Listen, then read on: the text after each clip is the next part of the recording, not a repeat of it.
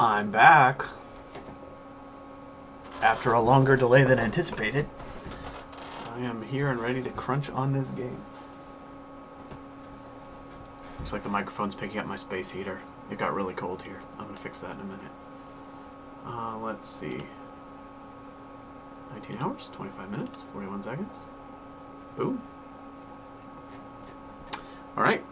When last I left off, my plan was to finish up the prototyping gameplay portion of this, although there's going to be more, and transition into doing some art for the game. I did a tiny bit of stuff off stream, kind of cheating, not really cheating, because you'll notice this little thumbnail here. I taught myself to use Aseprite, and I made a color palette for this game while going through a tutorial on how to create color palettes. So I haven't created any assets for the game, but I did set up a palette in the process of learning the tool because I want to do some pixel art myself. I want to give a shout out to an amazing tutorial on YouTube. This guy, Adam C. Eunice, I think is his name. Right. I followed this guy's tutorial on palettes. He's got a bunch of videos on different development topics and things, and art. Really like his style, and his videos are super helpful. I've gone to this guy multiple times now, independently. I go searching for solutions to things and stumble on his videos, and they're really good. Go check him out if you want to do indie development. He is really good at taking complex topics and making them not feel so threatening. He's easy to follow. He keeps moving at a good pace, and super awesome videos. Go check that guy out. Adam C. Eunice, shout out. The other thing before I get started, actually hold on, I'll pause the timer for a second, is that I got quite a blip of viewership for my last, like a jump in viewership for my last couple of segments of development here. I was getting like a couple dozen views, and then one of them blew up, got several subscribers and several hundred views, so thank you for watching. It seems like a lot of people will not catch this live but might tune in on YouTube later, so yeah, glad to see the viewership catching on a bit, and I'm going to assume that even if it's quiet on here, a bunch of people will probably be watching this eventually, since the last segment got quite a bit of traffic, so yeah, and if you've been out of the loop, or you're not sure where things stand on the project, this is where things left off last time. I did some basic enemy AI, I was working on logic for homing missiles, shipbuilding is all put together. There's a lot of behaviors here, but oh, the bullets are hitting each other, that needs fixing. Got some explosion effects. It's coming along. A lot of cool stuff. Stop shooting me, bad guys. So yeah. Without further ado, adjust my mic a little bit. Well, it looks like the volume for me is probably good.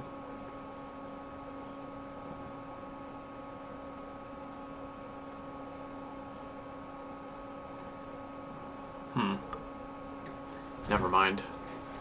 It's still picking up that background noise from the space heater. I'm going to try shifting it a little bit. Be right back.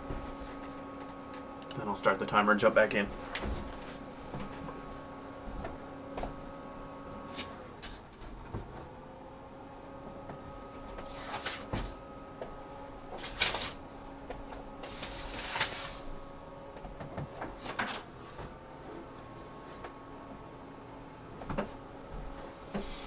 I don't think it's going to make much difference. If that sound is annoying, let me know.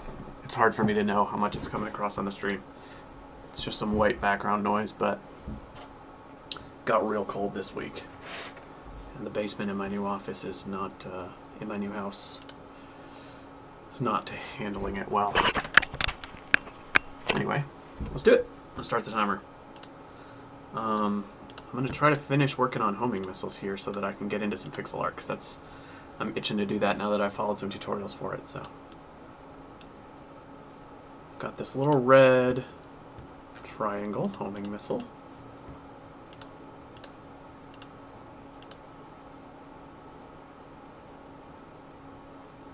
I'm going to scavenge some behaviors from the player control class.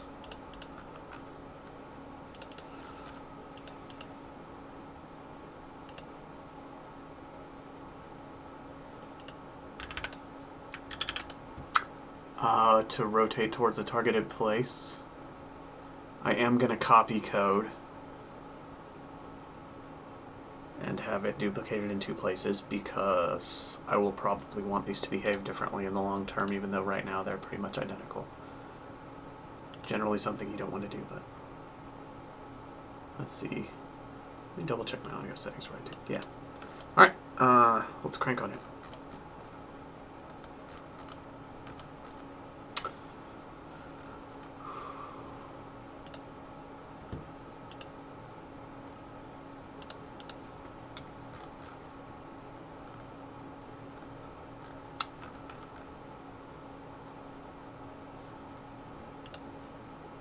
Where is the script that has that code?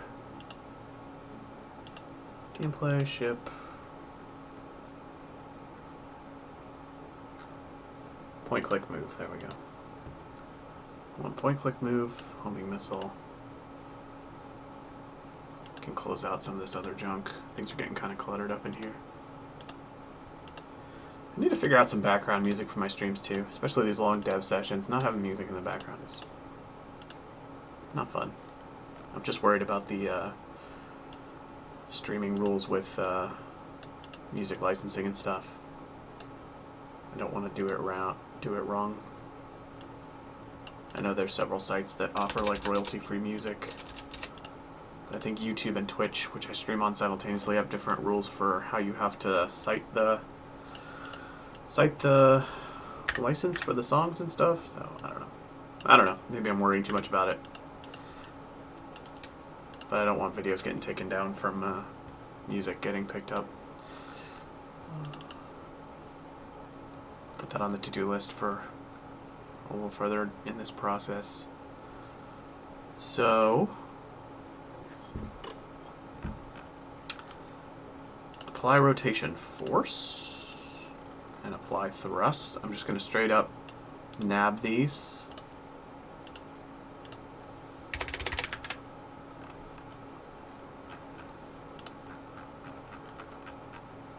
And we don't need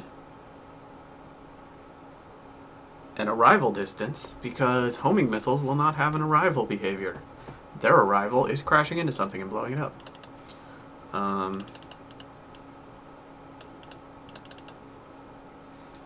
We will do arrival degrees on the rotation so that when it's approaching the correct rotation, it'll slow down its rotation.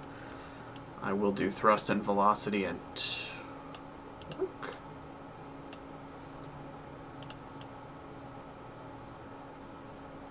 I think I'm mostly just doing thrust and torque on this one. I don't think I need to limit velocity. These things are going to have a limited lifespan. I don't care how fast they get going. If they miss their target and overshoot, they'll go blow up somewhere else. And let's get a rigid body reference.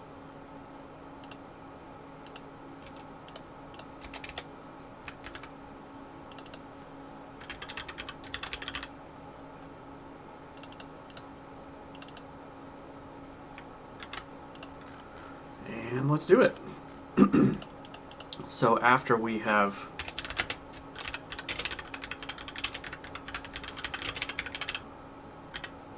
acquired a target, we want to fly at it. So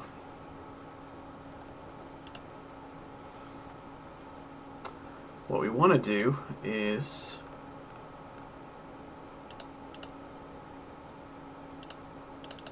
I think while acquiring a target, we want to just slowly accelerate forwards.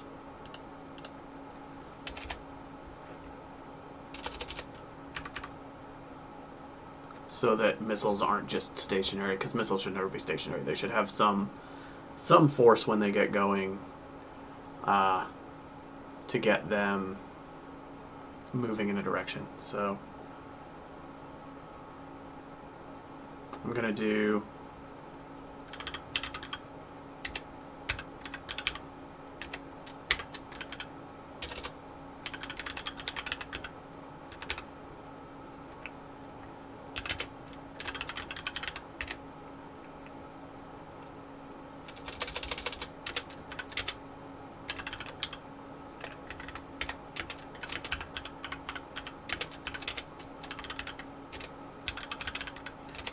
so the default behavior of missiles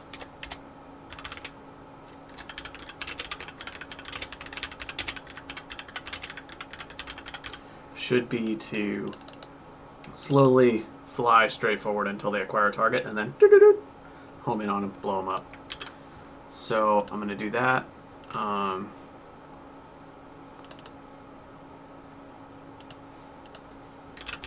Slowly forward. That's this 0.25. So whatever speed the missiles are supposed to travel, they're going to put a quarter of that thrust straight forward until they acquire a target. This should also make them feel pretty cool and physical, where you launch them and they start off going slow and get faster and faster and faster, and then they'll turn towards their target when they pick them up. So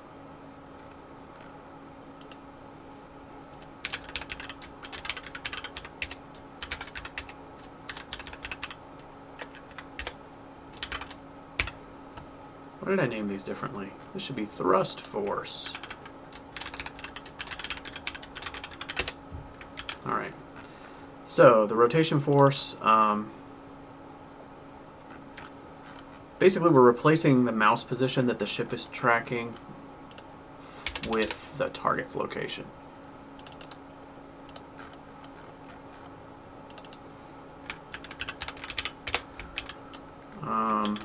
So the desired facing direction is that.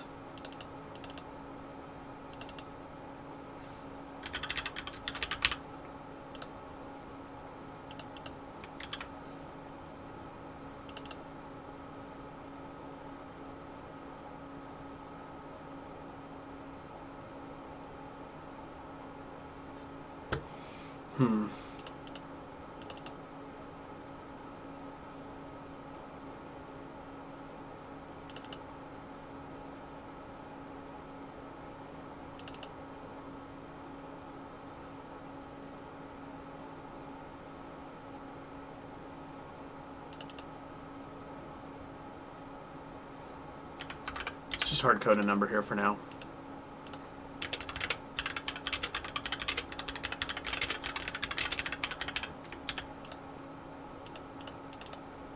In before I never change it.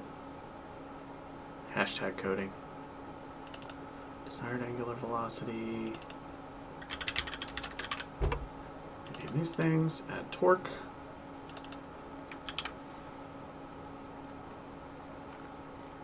Apply thrust force.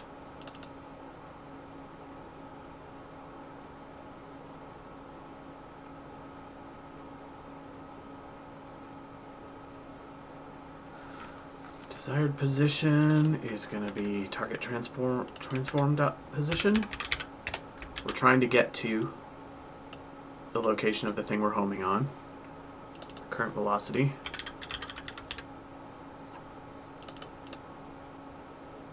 Desired velocity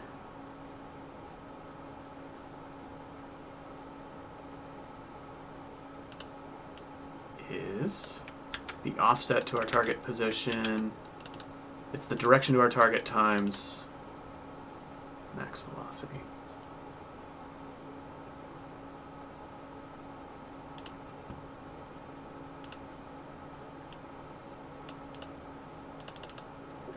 This I will code in. That's fine. Let's do max velocity. We can just set it to an infinite number if we want to.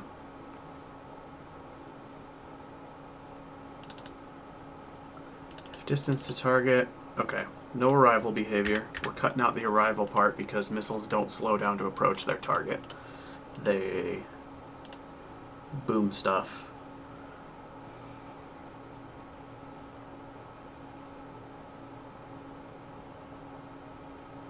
I really like this percentage scalar thing. I'm going to remove the visuals part because there's no thruster visual on the missile right now. And but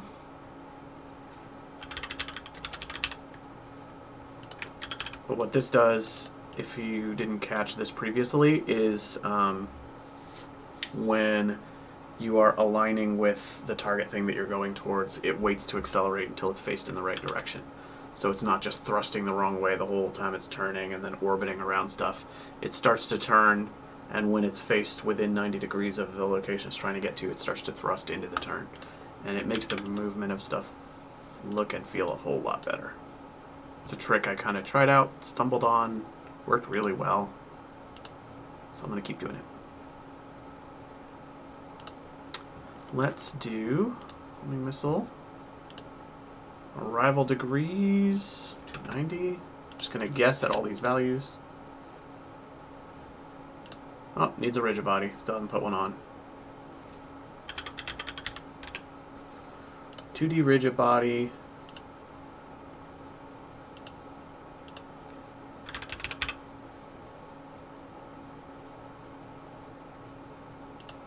Add a collider. Make it a trigger so that we don't bump it off course or anything. Missiles should just blow up when they hit things. They shouldn't bounce off of anything. I'm going to leave all these at their default values for now. Max torque, max thrust, max velocity, rigid body. Just throwing on numbers. We're going to see how this behaves. Give it a try. Let's watch our little red triangle. Oh good, gravity. I always forget to turn off gravity in space and things fall down. Alright. It's accelerating forwards. It's a nice little acceleration there.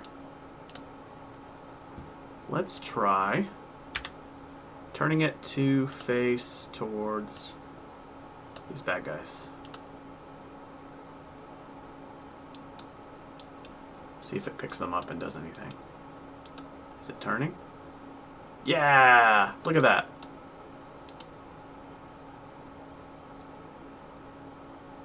It's turning towards its target. It's real slippery and it's overshooting a lot, but not bad. I'm gonna remove all these enemies because I can't tell which one it's homing on to evaluate its behavior. So I'm just going to have one enemy here. Come here, bad guy. Come here. There goes the missile. There goes the missile. It overshot. Okay, it's clearly facing the right way and trying to get at him, though. Nice. Alright. It is going at the enemy. I want it to be a little less slidey, but still dodgeable. So let's do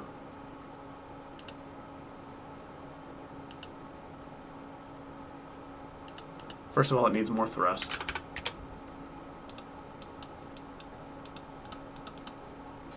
And less max speed. Because now it's slingshotting itself out into oblivion. Oh. Had this bug happen before. Oh.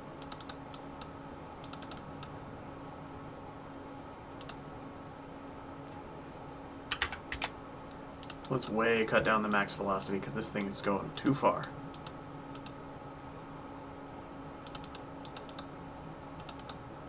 Yeah.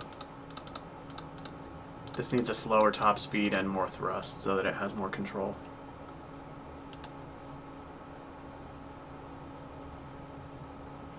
$500? $1,000?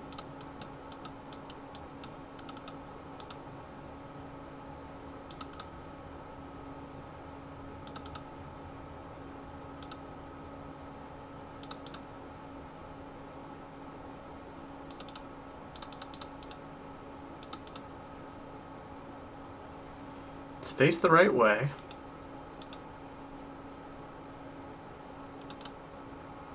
So I think it might actually need arrival behavior.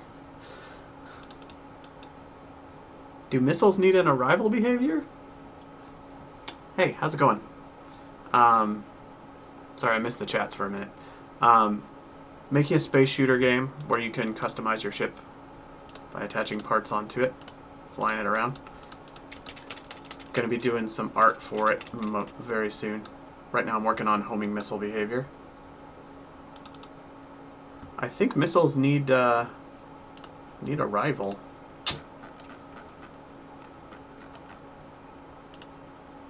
I'm gonna do...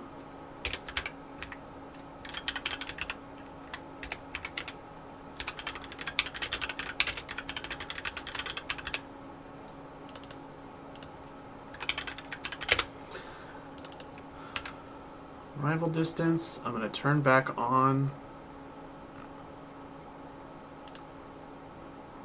Where was the arrival behavior? Apply thrust.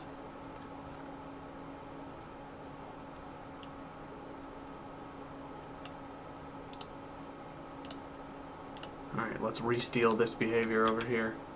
Because the missiles are just orbiting things forever, they need to slow down when they get close so that they can adjust their trajectory inwards. It seems like the arrival distance is how you do that, so...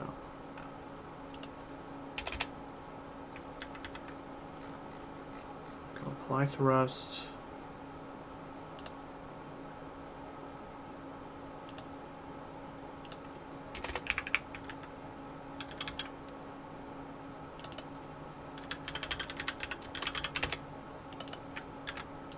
Rename that, gotta make it match.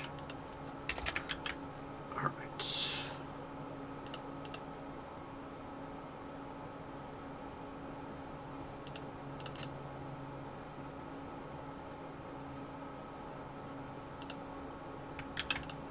Let's try this now.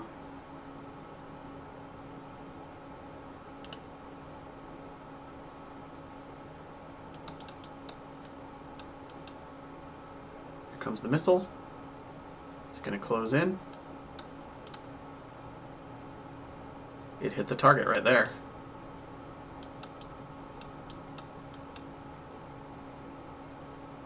Almost hit the target right there. I think for a mostly stationary target it needs to be better at... Oh, wait.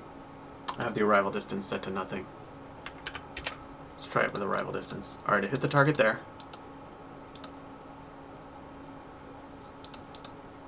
Come on, missile. Come back here. Hit the target there. Let's try with a moving target.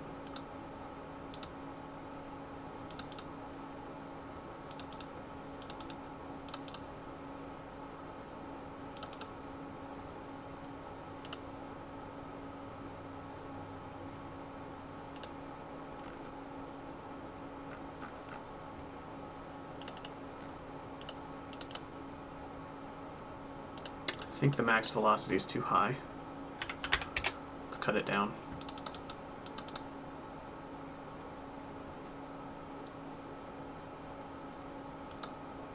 It's just slingshotting around the universe right now. Might have to spawn more. Okay, yeah, that's going way too fast.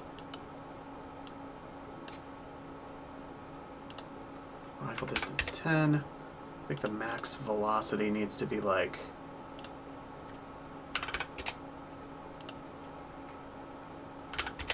way lower, and the thrust needs to be way higher.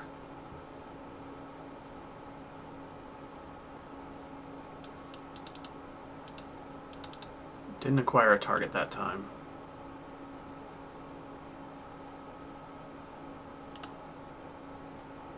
Or it seemed like it didn't. Come on, enemy. Alright, acquired target. Needs more thrust. Look at it drifting backwards.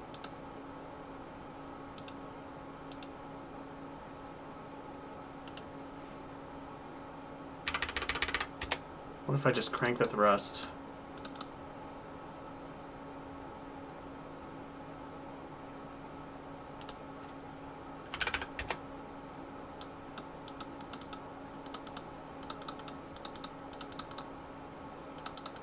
Okay.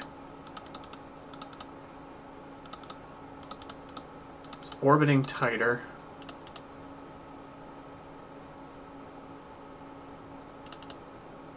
I'm going to do arrival degrees 120 so it starts to hone in a little faster. Max torque higher so that it aims a little better.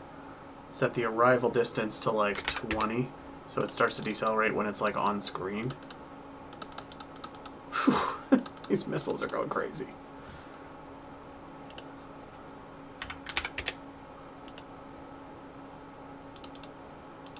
Come on, missile.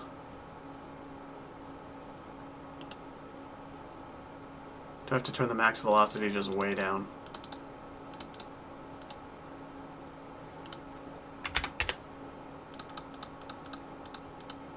To like 10.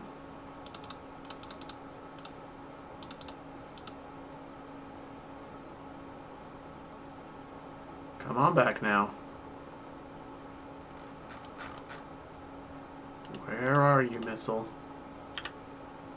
It's going fast. It's going off into oblivion.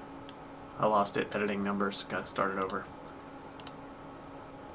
We will get this behaving properly. Okie dokie. Blipped out of existence.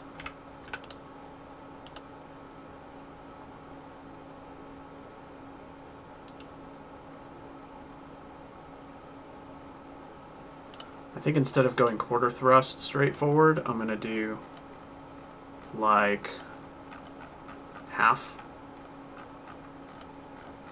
while it's acquiring the target, because it's getting going real slow right now. Half thrust straight forward, acquire target, then home in on him.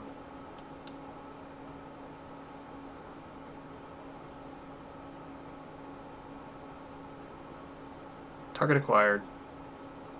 Yep. Turn towards it. Okay. Let's up the thrust, because this is too low. Clearly.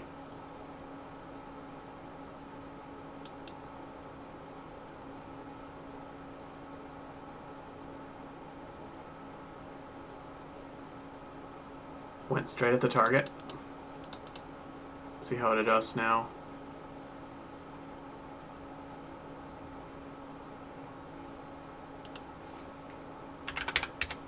I'm gonna up the thrust some more. Let's try tripling, because this is not nearly snappy enough. Missile takes off, spots its target, homes in, doesn't turn fast enough.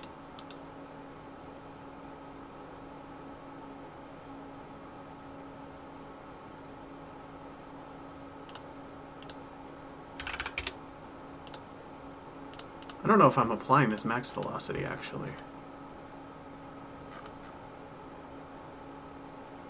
It's a jam-like thing, yeah. It's a self-imposed jam. It's not part of a larger organization or anything. It's just a project I'm doing. Although, I will likely do more of them because it's been really fun. Right now I'm in tuning hell trying to get this stupid missile to behave properly so that I can move on to doing some pixel art. I think something about the behavior is not working, and that's why I can't get these numbers tuned right. Turns to face really nicely, and then it just takes forever to add force. It's delta time.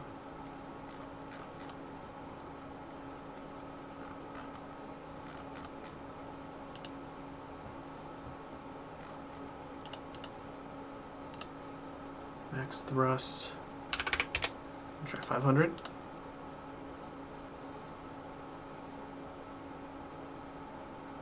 Hits the target, turns around, takes forever to come back.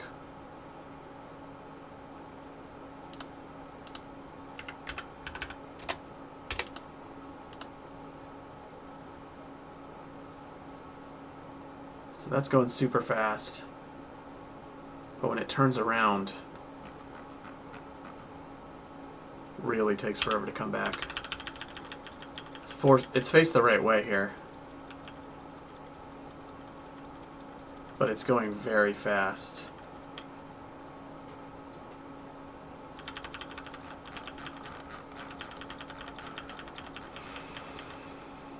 And it takes forever to thrust back.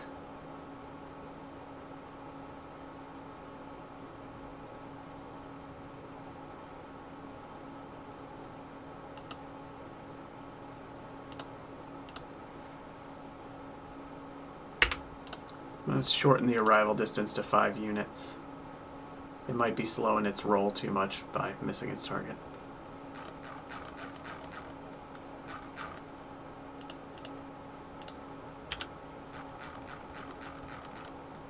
Trying to get this to where... Where's the enemy? Here's the enemy.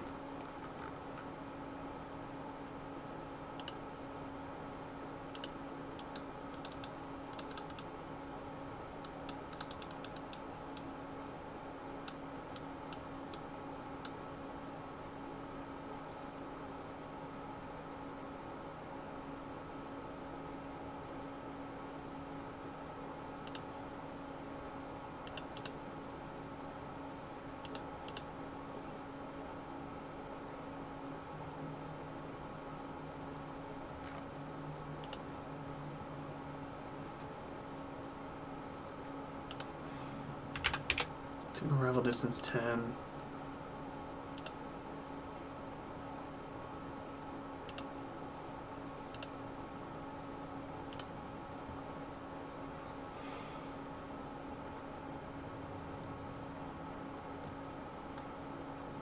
So it is taking a very long time to reorient in the correct direction, and then when it does, it slides off into oblivion really far.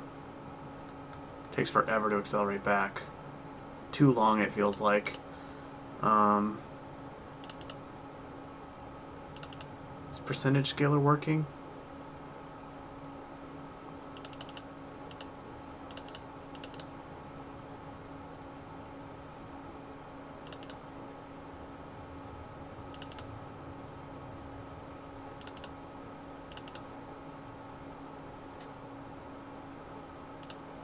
Let's view the desired velocity here.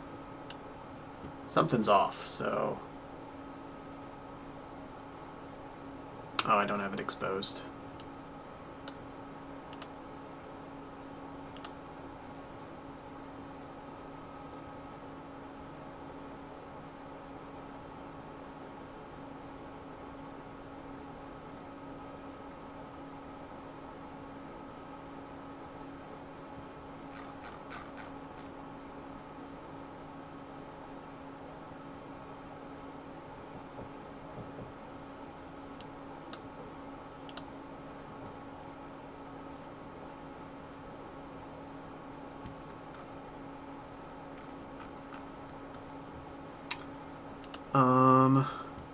Here's a possibility. Let's see. Okay, transform.up is that way. That's fine.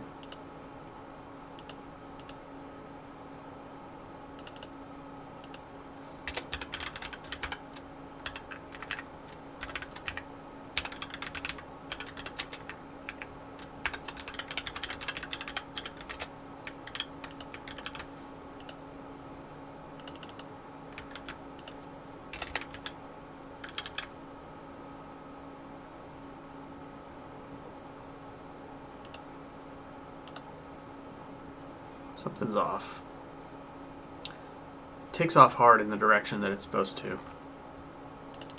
This looks right. The percentage scaler approaches 1 as it hones in on the correct direction. That's pretty good. For some reason, it is still really sliding backwards for a long time. Does it ever slow down?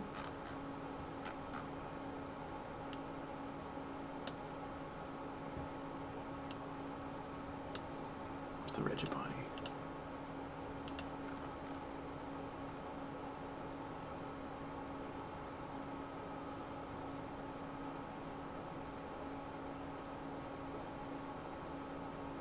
There's no linear drag, which could be part of the problem.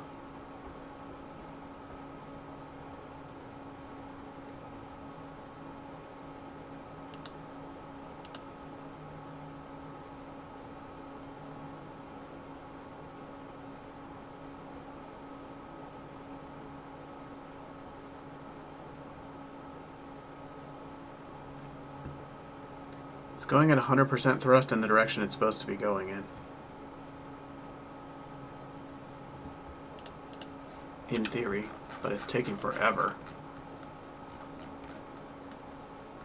Look at how slow it's going. That's not right.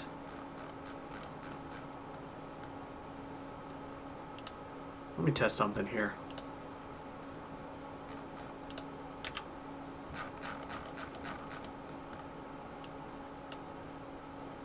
What if it's going this way instead? Is this like a negative positive thing? Come at it from the other side. Overshoots, turns around very effectively. Never quite accelerates back. It's like thrust isn't getting applied after it acquires a target, or it's getting applied really slow.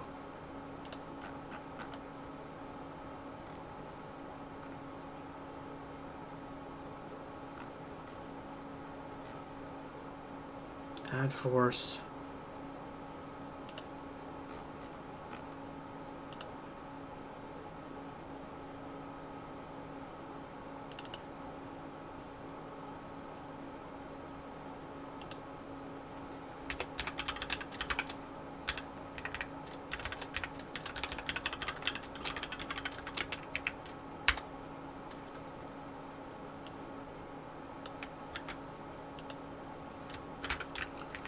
Let me print out what force is being applied before and after here.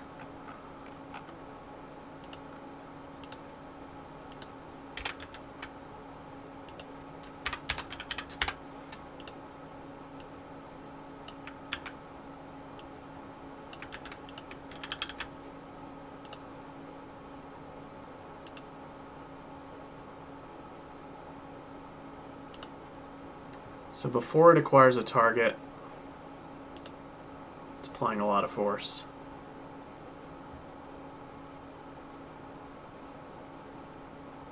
Oh. Hold up. Oh.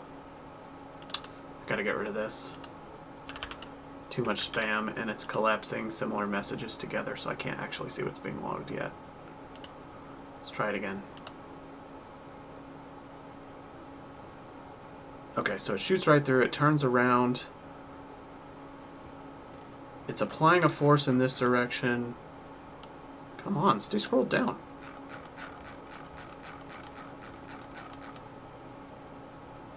This just will not scroll to the bottom. Alright.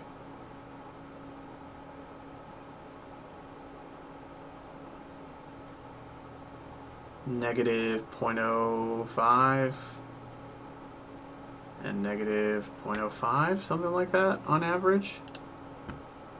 But before it takes off, it's applying thrust at big positive numbers. So there is something going wrong with the force calculation. Okay, this is big positive numbers here. Then after it acquires a target, it's applying like these tiny forces, so.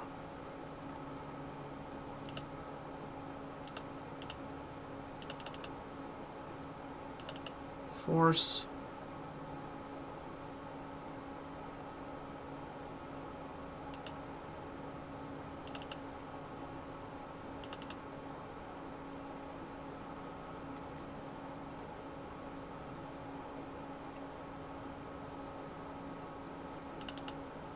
It's clamping at max thrust.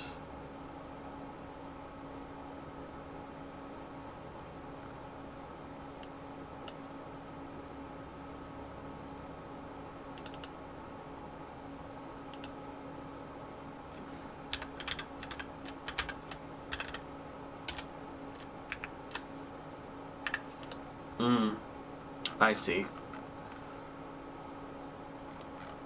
Max velocity is capping on it, I think. Okay, I think I see what's happening.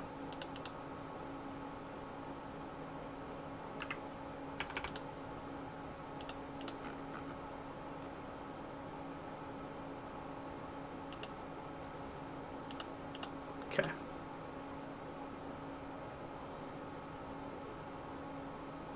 Turn around, thrust back.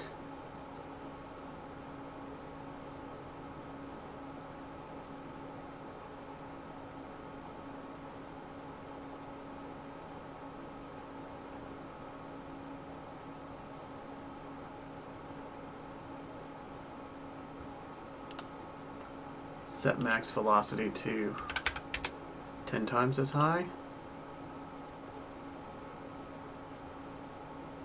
Missile shoots through, turns to look back.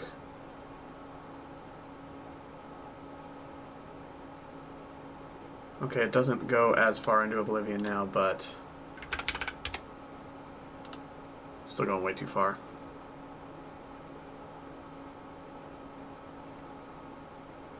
There it goes.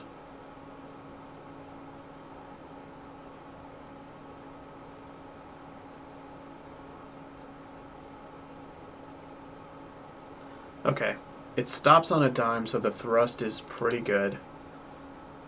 The max velocity is probably too high, but the speed it's getting up to when it's taking off is also probably too high. So let's kick this back down to 25%. Takes off acquiring its target. Turns, locks on. Way too far of an overshoot still.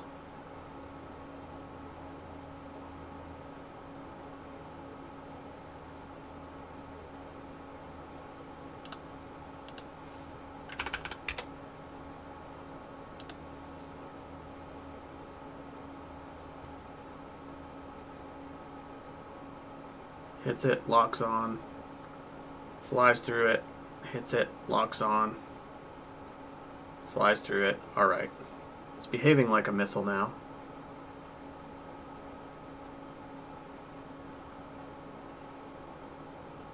Every time it overshoots, it turns and jets back. It's real janky though.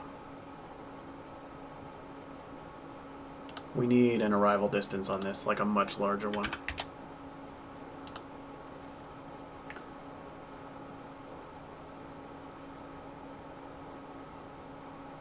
So that it will decelerate while it gets close.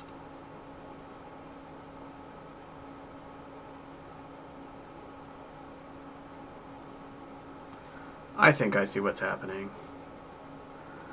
It should be decelerating when it gets close, but it's not because of my fancy code that I was bragging about. It's only thrusting in the direction.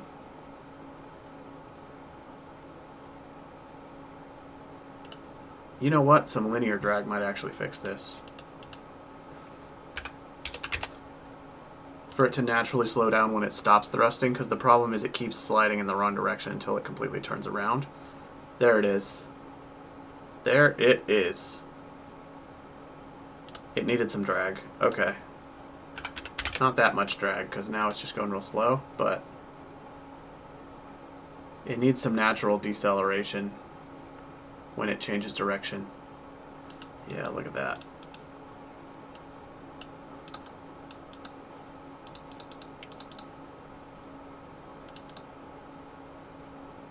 Goes real slow when it gets close to something, which isn't desirable either.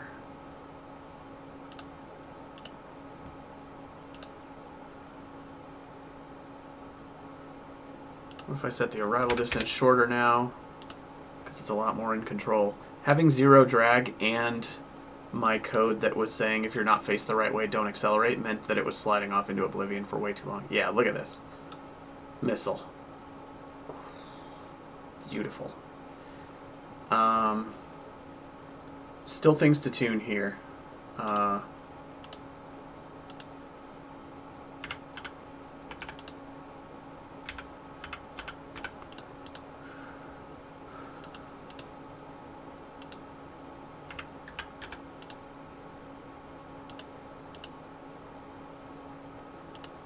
More arrival degrees. So it controls its rotation a little better. Turn around, come back. Turn around, come back. Nice. That's acting like a missile. There we go. That's a lot better.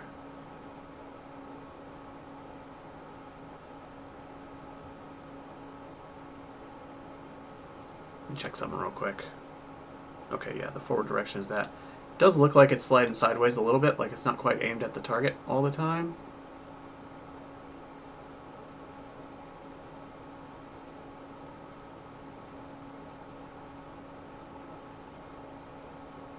Looks pretty cool.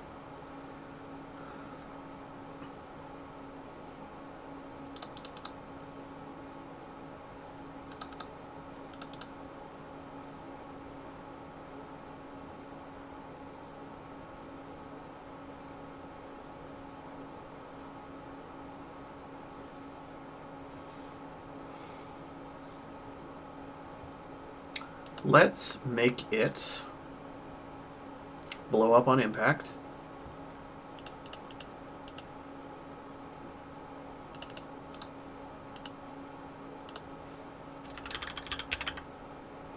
Wait, I have a script for this already.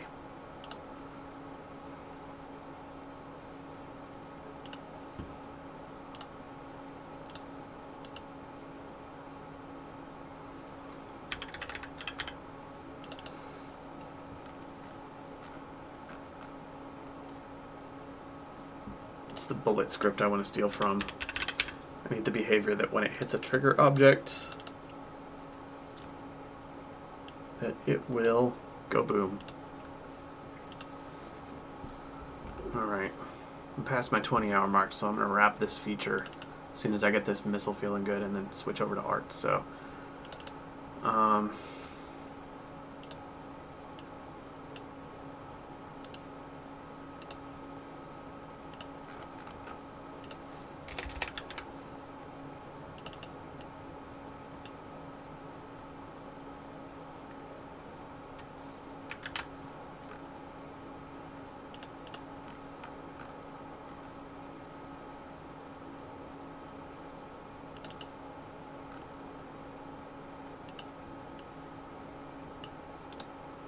steal all this functionality with ignoring objects.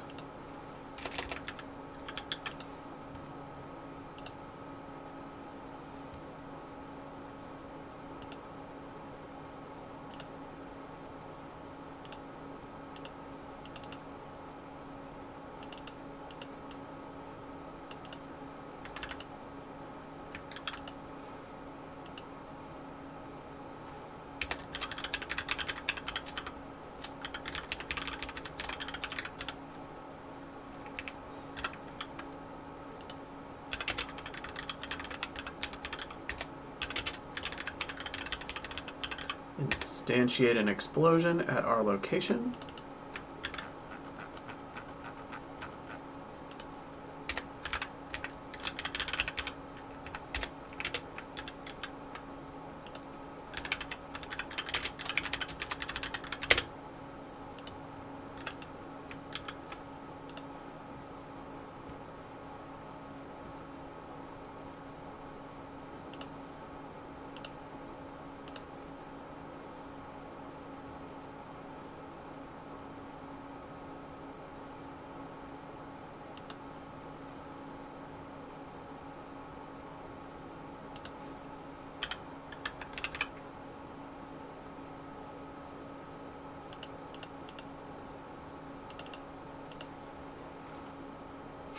Why did I call it frag burst?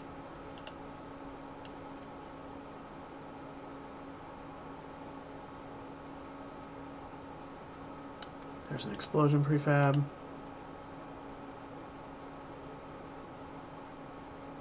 Hey, look at that. That's pretty cool. You create a bunch of these.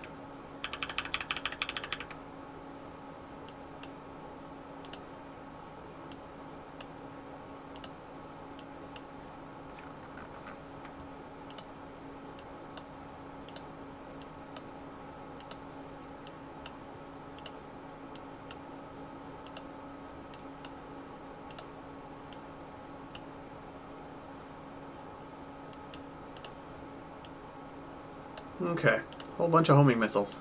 Let's see how well they track.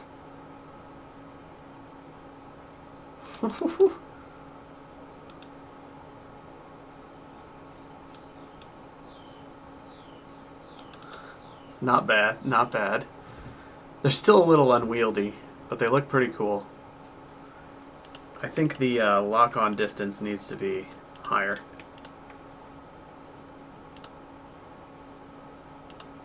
Oh yeah, it's really short right now. Let's make it like a screen's width. 15 is probably about a screen's width. Oh, they're hitting each other.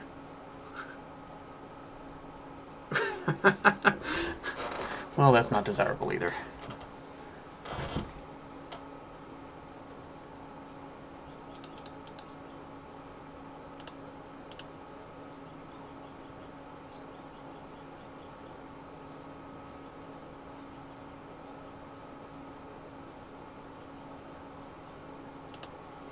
Let's go to the bullet layer with these. Let's put them all on the bullet layer. I think that might stop them from colliding with themselves. I think bullets don't collide with bullets. Yeah, they go through each other now. Well, it looks cool. Still a little ridiculous. I think they need more drag.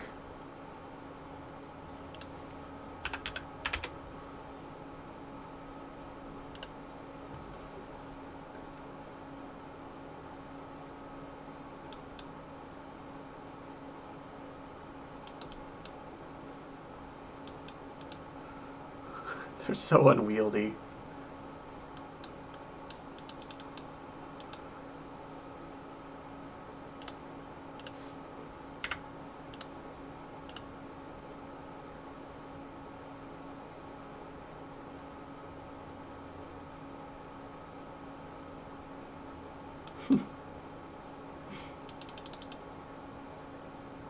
Not bad, not bad.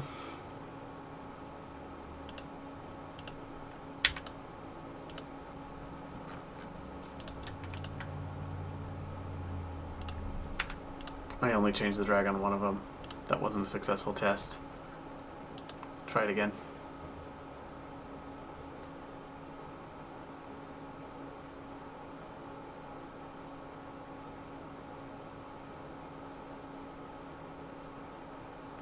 It's pretty good. I'm starting to think maybe I don't want to use forces to set their rotation though, and that I just want to cheat and slowly rotate them towards their target, because they are really taking a long time to orient themselves.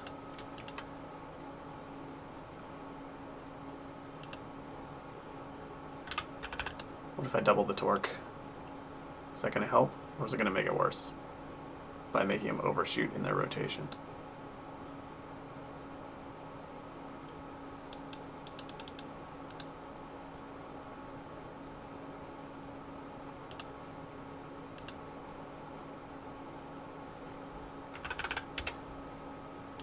They always feel a little like they're sliding side, like they're drifting.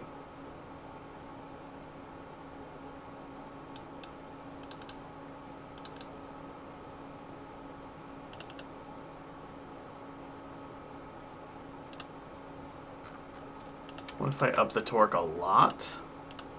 Oh. What did I do? I keep not setting the variable on all these things. I'm wasting time.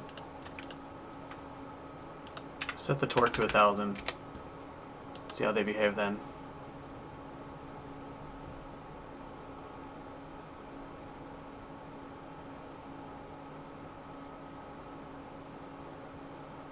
Not bad.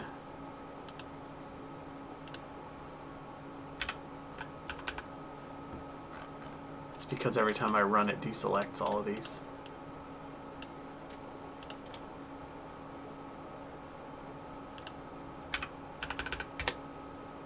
If I just set the torque super high.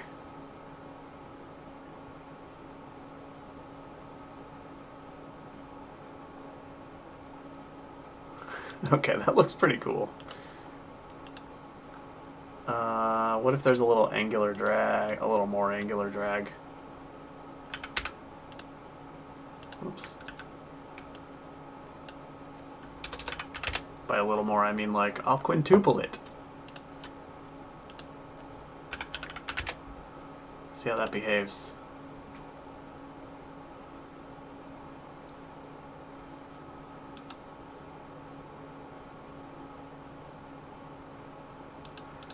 Yeah, those are pretty sweet. My worry now is that when these things miss,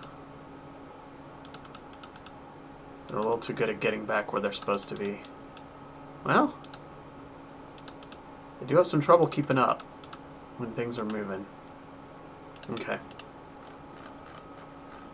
Now I think the one thing I want to change is missiles. Right now they're slowing down to try to reach zero velocity, like they're trying to land on the thing that they're supposed to hit, because they are applying an arrival force that decelerates when they get close to the target, which helps them not orbit indefinitely, makes them kind of spiral inwards. But we don't want that to... We don't want them to approach zero velocity, because what happens is what you saw there, where they get close to that thing and they just start going very short distances and kind of drifting onto it. It feels dumb. Missiles should always be going at a decent speed at least, so I think they should be approaching half speed or something, or a quarter speed. So I think instead of approaching 0 as they get close, I want them to approach some non-zero number. Whoopsie.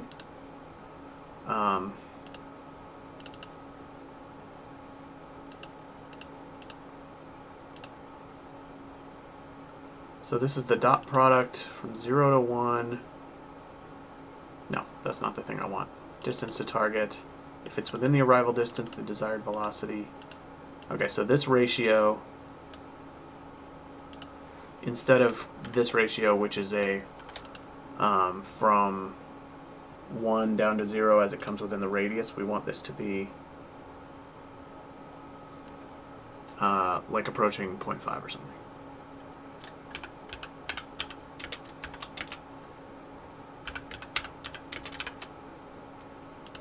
So we're taking... Wait, let me think for a sec. This ratio is 1 at the outside edge, 0 when it gets to the object that it's targeting.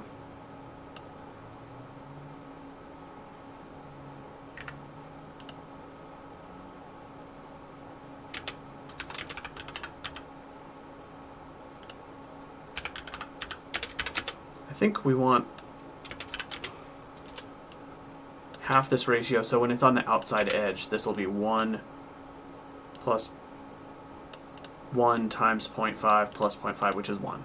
And when it gets to 0, this is 0 plus 0.5. Yeah, so this is now 1 to 0.5 instead of 1 to 0. So it'll decelerate to half speed when they start to get close. And they might do some orbiting now instead of slowing their way in, which is fine. Should these... There we go. Those feel more like missiles now. They overshoot by a bit, but they still slow down and go in there. I like it. I like it. They're not bad.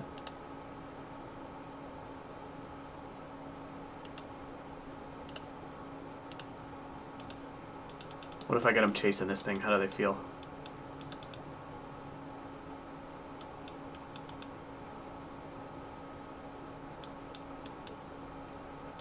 Nice. Alright. Yep, those are some sweet, smart homing missiles. I still think their behavior feels a little floaty, and I want to tune it some more later, but I think it's time to move on to some art, because I'm 22 minutes past the halfway point here. I need some pixel art, so I'm going to start making some sprites for things. Let me prefab this homing missile.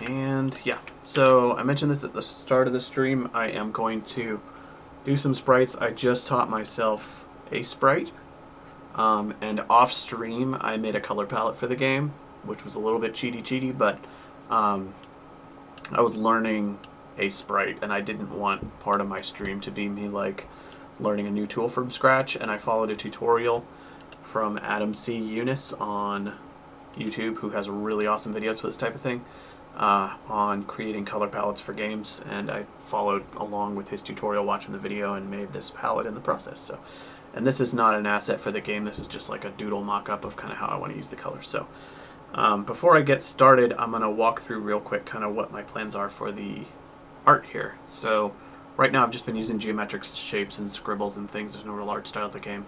I do want to do pixel art because I'm practicing doing pixel art on this project.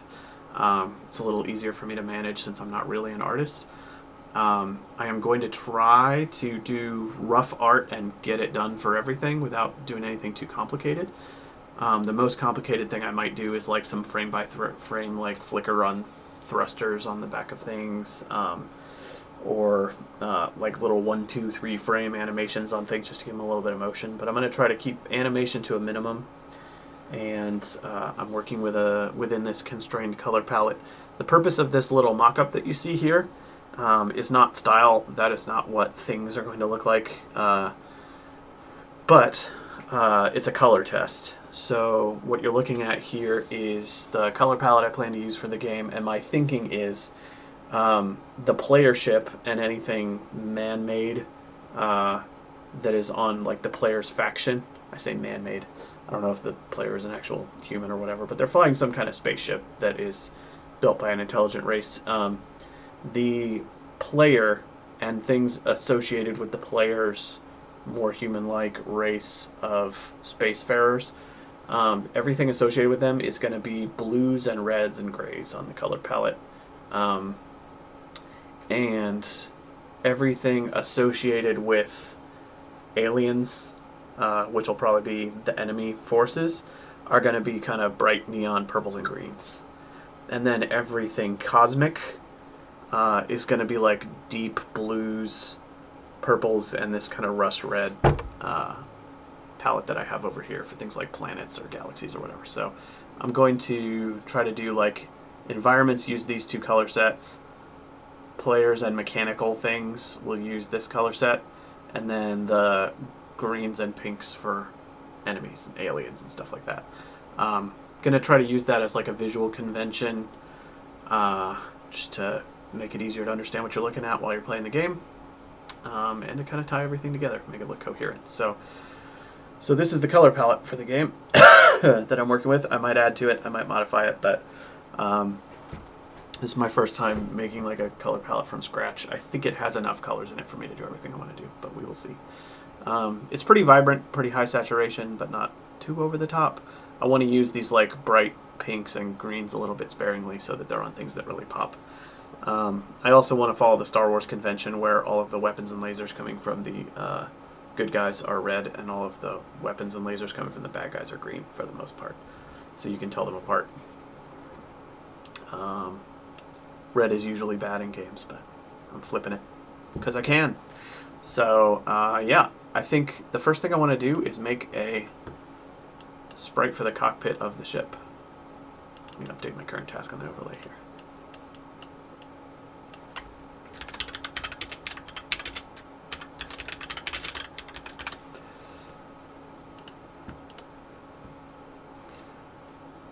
So let's make a new sprite. I decided that I want all of the blocks in the game, like each block that makes up the ship, to be 32 by 32. So I'm going to create a new 32 by 32 sprite. Whoops. And I'm going to be super clunky navigating a sprite because I am new to this program. Oh, I lost my palette. Didn't use it.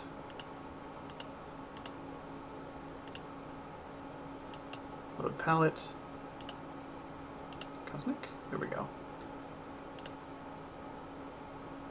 Save palette as default. Cool. So now if I create a new sprite, will it... Yeah, uses the palette. Beautiful. Alright. Alright, so let's get started. I'm thinking I want the cockpit, so nothing can attach in front of the cockpit directly. So the front doesn't have to have like a flat face on it. It can be a little bit pointed in the front to show like a nose of a cockpit, make it recognizable. I'm thinking I want these to look like high-tech spaceships, but still of like humanoid design, so they're not going to be like super weird and funky. I want them to look sort of geometric, maybe with kind of rounded corners, things like that. So I want the front of the spaceship to have a nose, but I also want the majority of the cockpit to the cockpit block to have kind of a boxy shape to it, because it can be attached to from 3 sides. And most parts of the ship I want to have kind of a boxy design. So I'm going to start with kind of a general shape to the ship in kind of a dark blue color. Bear with me and wish me luck, because I am not a pixel artist. Oh, already forgot a thing. So part of the reason I'm using Aseprite is that it does mirroring. Let's see, where's the tool for symmetry? There's like a symmetry tool. Symmetry options. Boop. So now everything we do is automatically mirrored, which is awesome. So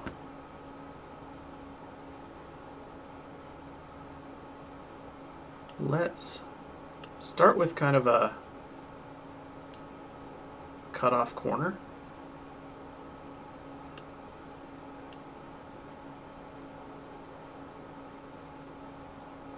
In the front. Start with this kind of shape. Start by kind of filling most of this. I think maybe I'll leave little gaps in the corners.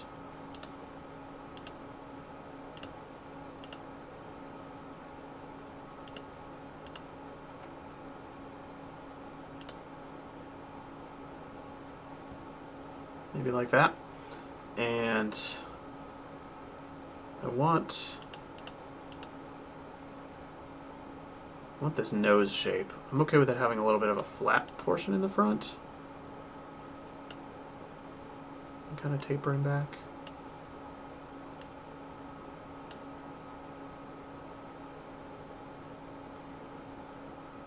Maybe something like that.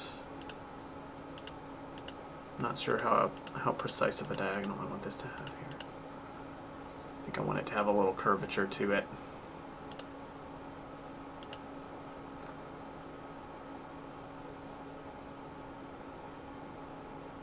Kind of trying to picture in my head how this should be.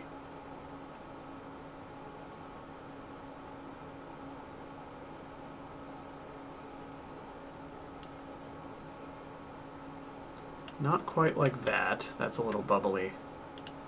Let me try drawing this a few times with different shapes in the front. So I could do kind of this like convex thing. That looks not bad. I could also come out a lot and then angle down. That looks too bubbly. Out. And then like this. Nah. Out.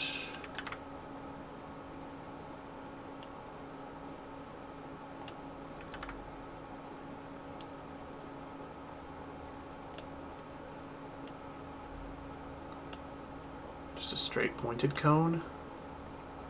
Don't want it to curve out at all. Nah, curving out makes it look bubbly. What if it's concave? Like that.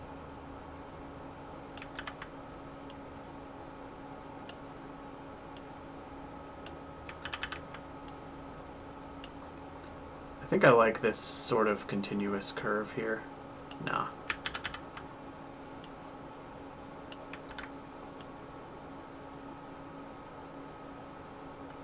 How about like that? Something along those lines.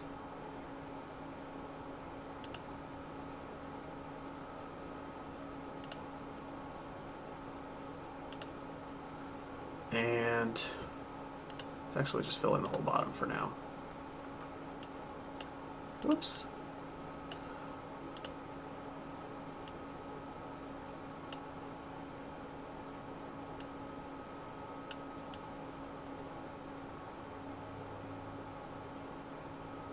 I think I actually want to start with my darkest blue and then kind of work my way up. So let's start with a pointed nose, just kind of go with it. I want everything except the very edges to be kind of raised.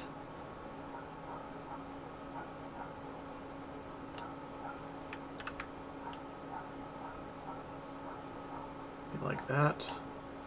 And I'm thinking that the points where it attaches to adjacent parts, I'll have those be elevated slightly from the rest. Let's see, where's the midpoint horizontally here? Right there. I'm going to start by kind of tracing this cross shape here. Whoops. Fill in all the elevated parts of the ship.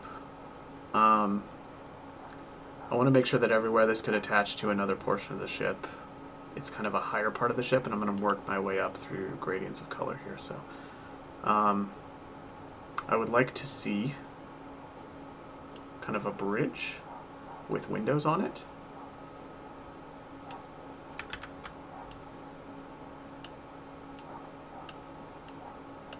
It's like an elevated portion here. And I want the windows to be shiny red.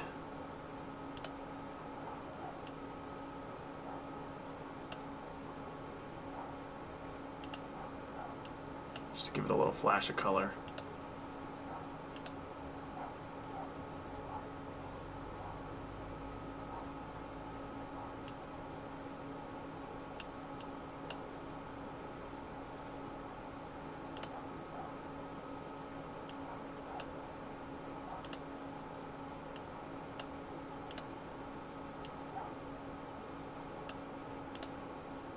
Kind of work my way up here.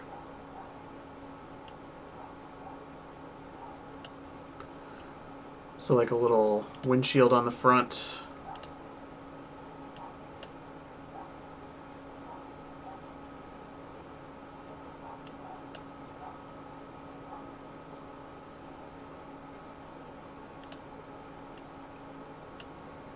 I'm working with too many shades here. This should just pop.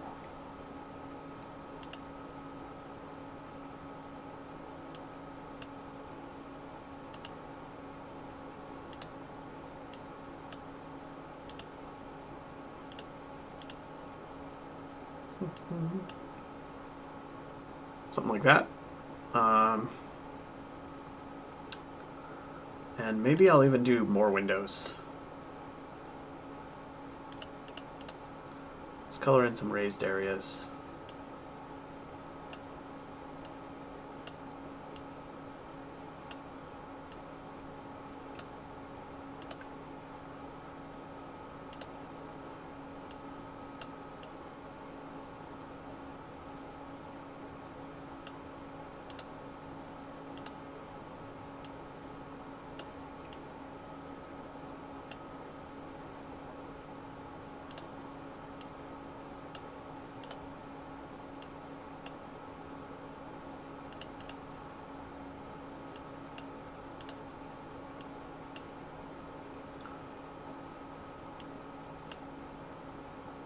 Something like that.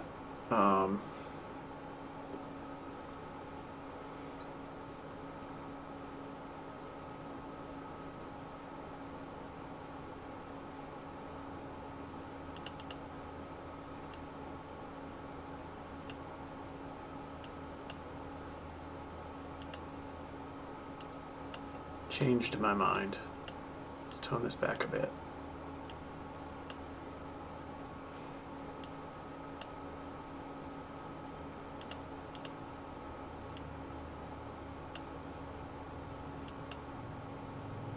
That was kind of cool, having like 3 different sections of windows.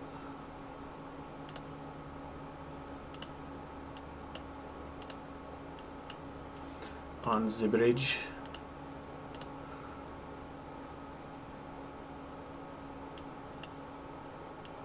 Right above all the windows, I'm going to have kind of a little highlight.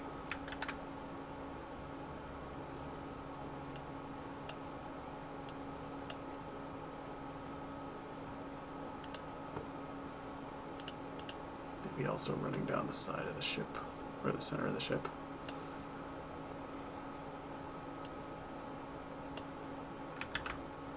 I want it to feel like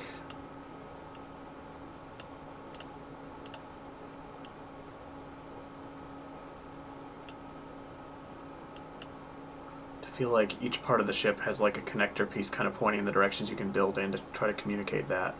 And then, for the rest of this, I kind of want to just build up some raised sections.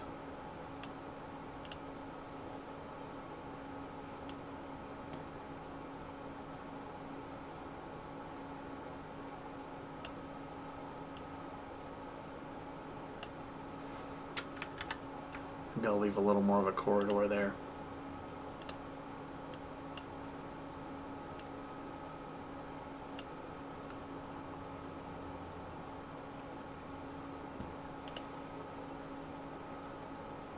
Totally just winging it here. Probably gonna go look at this and then be horrified and want to change a bunch of stuff. Let's go up to the nose here.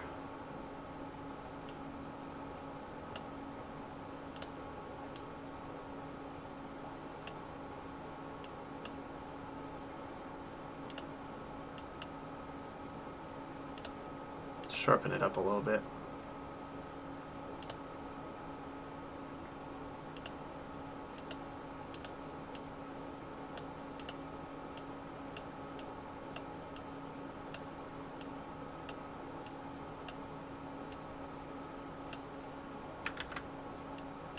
Came in a little too far.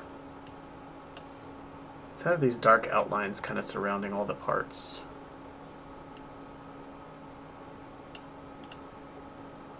That. It's starting to take shape a bit. And then let's just add some detail highlights. I don't know what these are, maybe generators or panels of some kind. Just going to add some details. Make it look a bit more complex.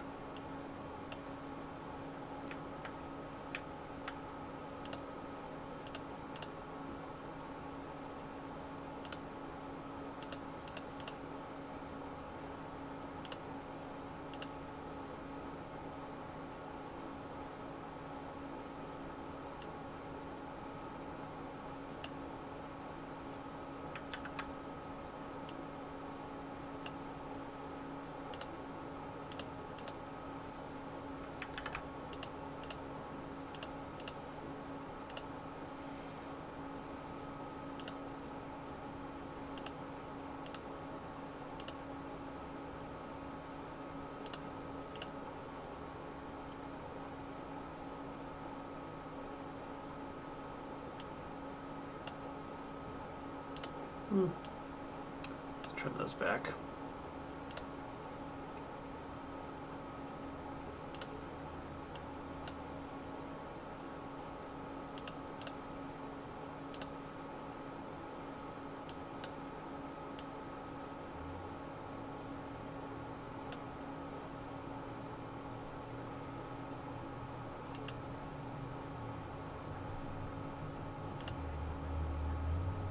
I don't know. I think it's getting there. This looks pretty cool.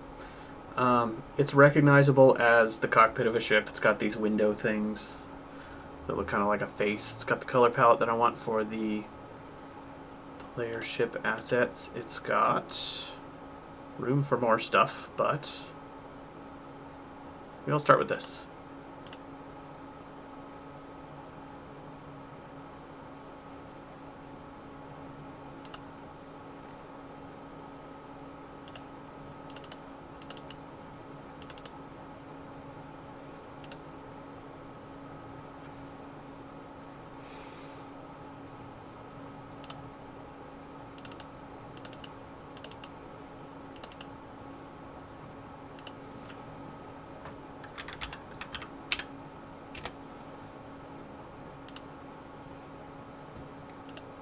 Alright, let's find our asset. Textures. Gotta manually refresh here, I think.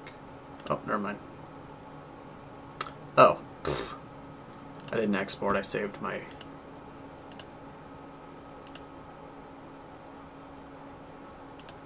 Let's try that. And we're going to want to do no compression, sprite, point filtering. Let's try this.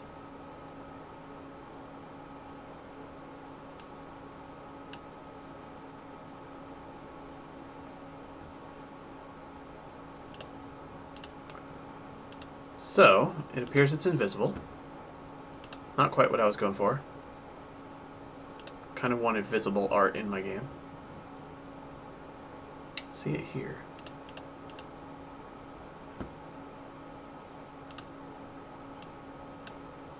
Is it rendering behind for some reason?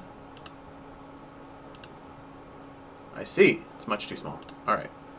Pixels per unit, 32. Forgot that.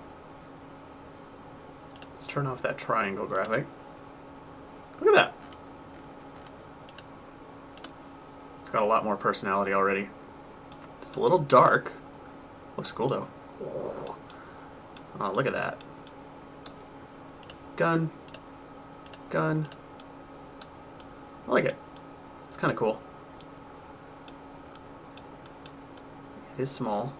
Teeny tiny.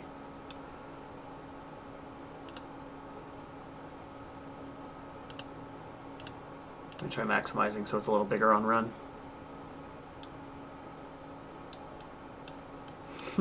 Those jets are intense. Yeah, I think that looks pretty cool.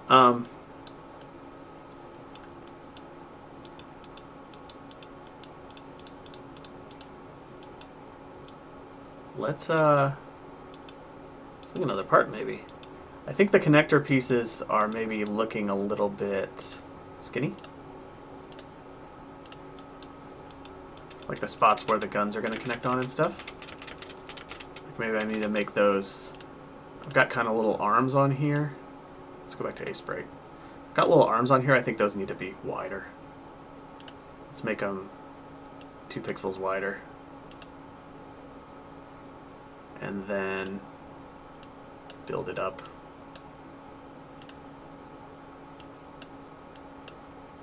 There we go. And then, to give it a little detail, we'll build it up like that.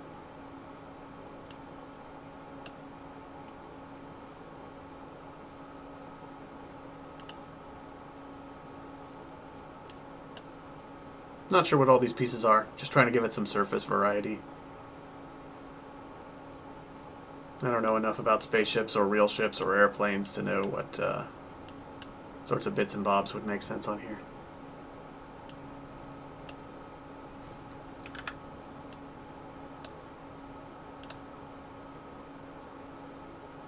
Just gonna have fun with it.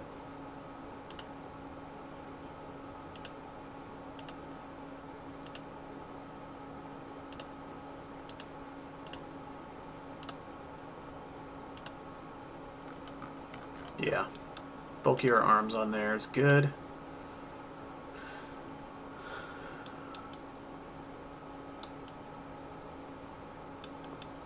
Let's do a gun. What should these guns look like?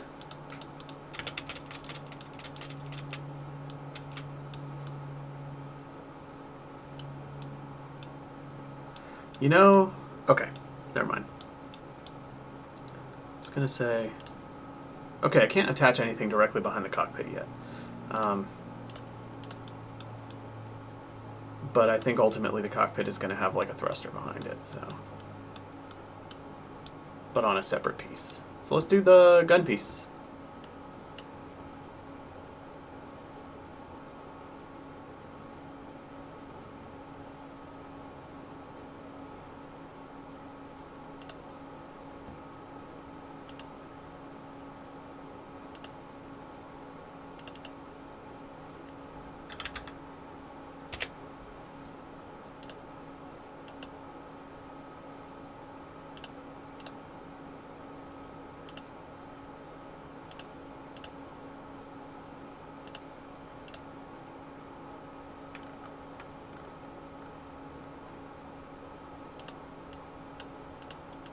have these side by side.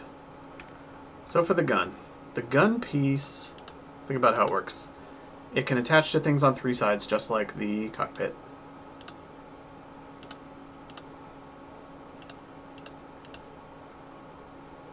Three connectors.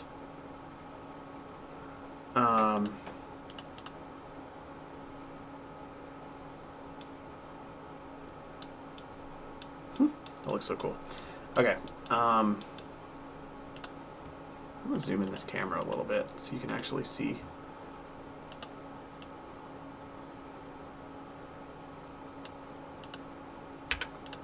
So you can actually see some of this. I think my plan is to have the camera dynamically zoom out as you get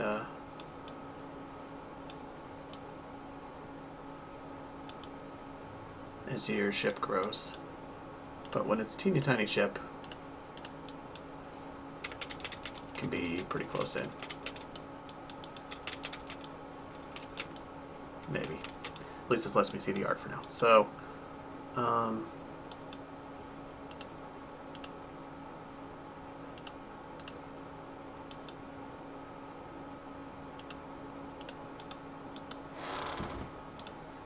he still have...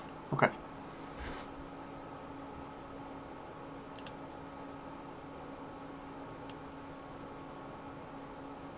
Still thinking I might make those little connector arms bigger, but I'll mess with it. Let's try doing one more piece for now. So the gun, I'm going to do the exact same connector arms on the sides. Everything else, I'm going to wipe out and replace.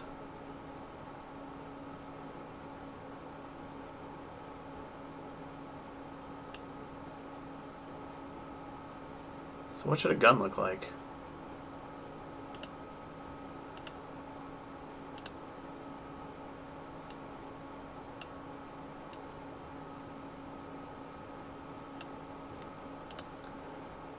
First of all, I'm going to give it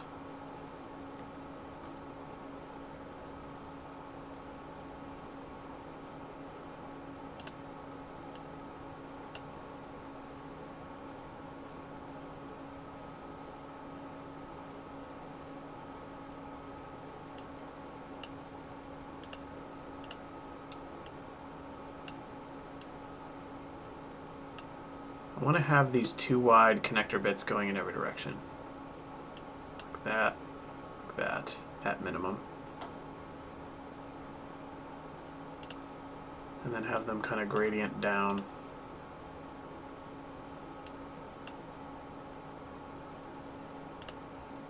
Like that. I'm a little bit running an experiment here to see if these end up looking too skinny and flimsy on the ship, or if they look cool. So let's start off with this type of thing.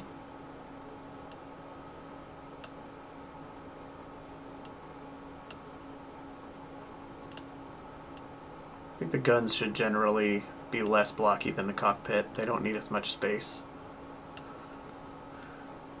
The front of the guns should probably be very pointed.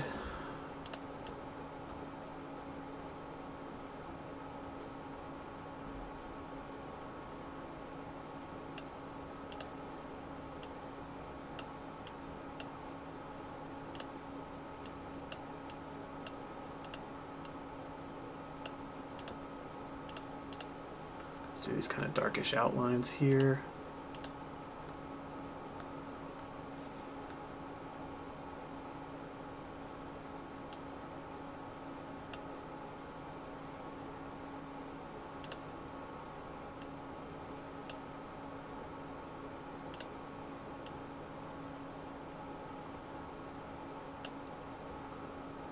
Maybe do little prongs on top. Like a, like the little guns on a X-Wing from Star Wars. They've got little 3-pronged things, I think.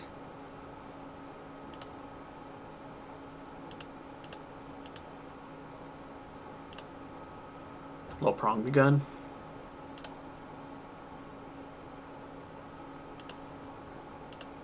It's gonna shoot red lasers.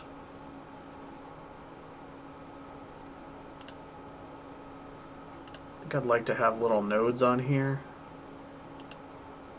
It's like a very bright red tip. Maybe that.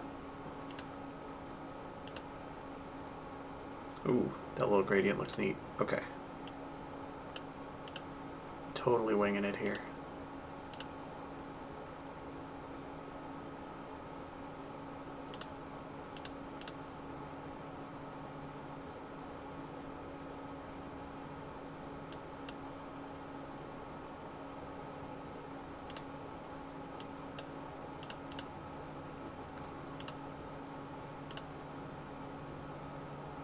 Try something like this. I want it to have some red at the firing tip because it's going to shoot red lasers, and I want it to feel connected, so it can have like some kind of crystal firing mechanism or something up there.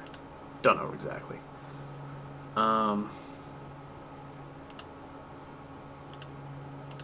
This is not done, or even close, but let me pop this in real quick. Fresh.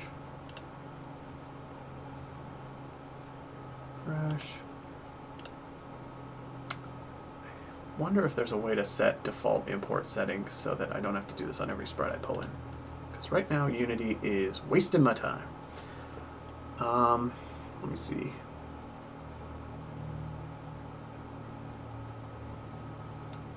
Right, compression off so that it doesn't screw up the colors, and point filtering so it doesn't blur it to try to smooth it. Pixels per unit 32. Apply. Let's go to the gun prefab. Get this applied on there.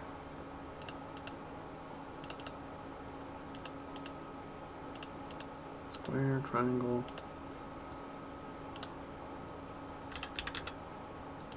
Gun.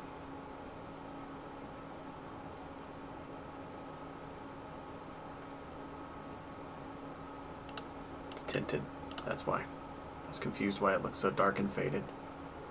This also looks kind of transparent down here, but I'm going to see why that is, because I'm not sure.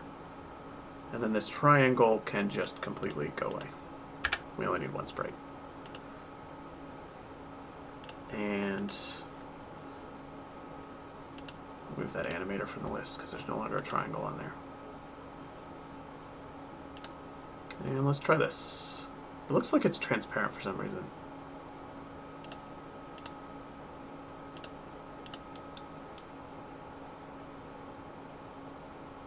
Nice. Look at that. Definitely looks a little dark. This ship looks far more alien than I was going for, but I kind of like it. It's weird. Yeah, right now the guns look really dark. I like those little red tips. It makes them really pop. I think they maybe need to be chunkier.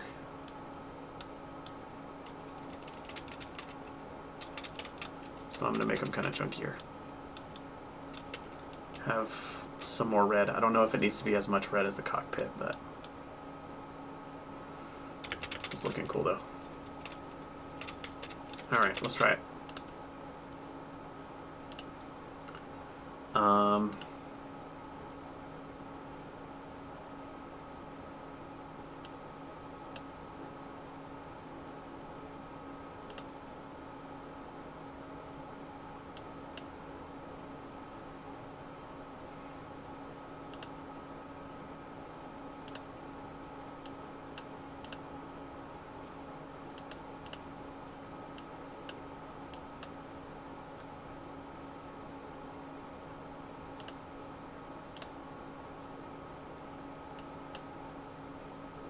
That looks kind of cool. Looks a little bit alien. And then I need to lighten up this whole thing a lot by getting some more color thrown in there.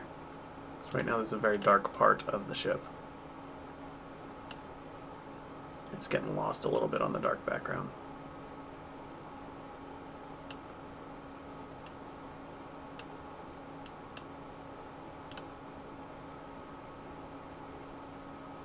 So if I pop back over to this one, the color I used for, yeah, these top level highlights, It's this one. Could just go lighter in general.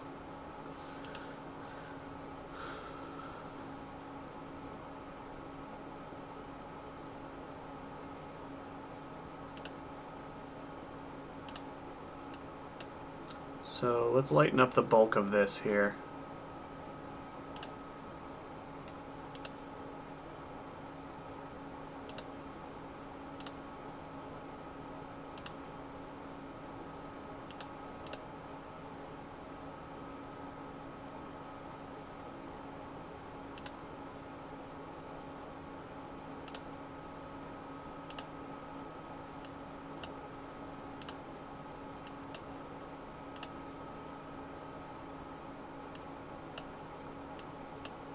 Kind of build up like these are elevated sections that the light is hitting up here.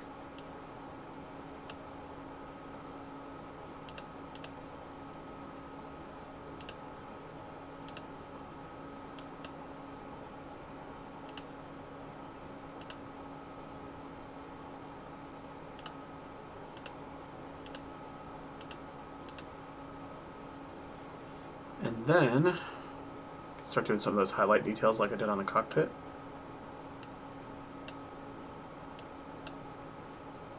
When in doubt, horizontal lines. Sure, why not?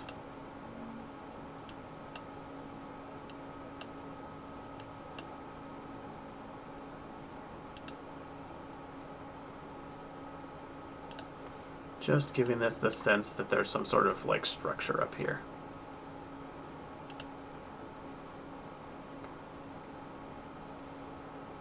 Man, my quote-unquote human ships are so alien-looking I might have to change my game idea.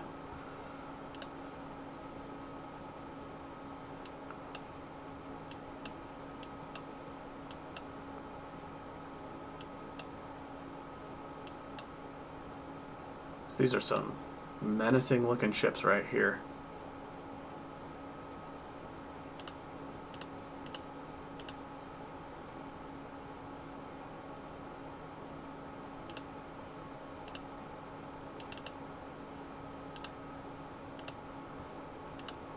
Try it. Look at that. Pew, pew, pew, pew, pew, pew. Now the bullets are rendering in front of the gun for some reason. I don't think it was before. Maybe it was. But I need that to reverse. Where's those bullets?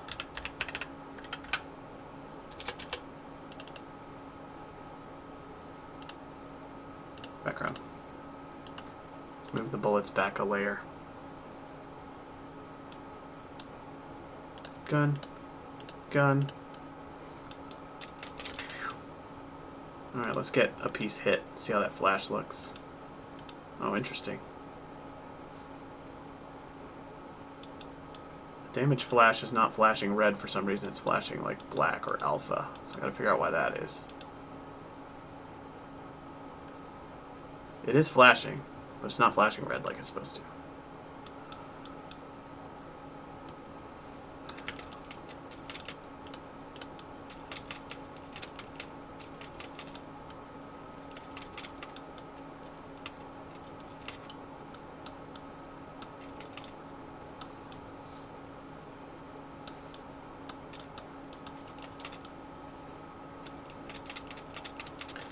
Alright. Keep getting distracted playing, forgetting I'm making a game. Alright.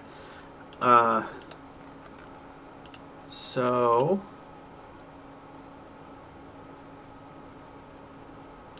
Right.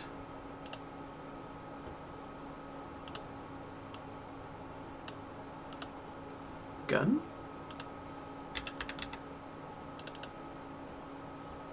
Gun?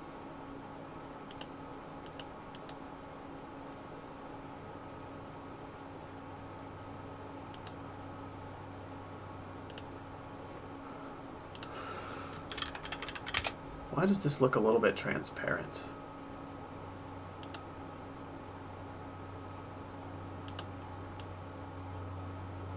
Okay.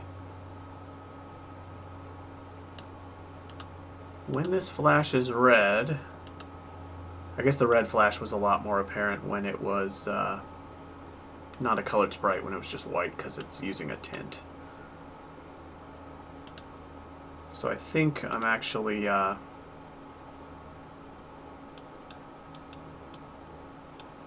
need to mess with a shader to make that work properly. Is it flashing red? I'm trying to tell. Yeah, it is. It's flashing red, it's just very dark.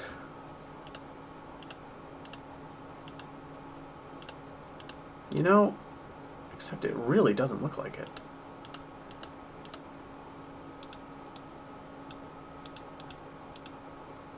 Looks like it's flashing blue, but when I pause it... Oh, it's because the red is gradually ramping up.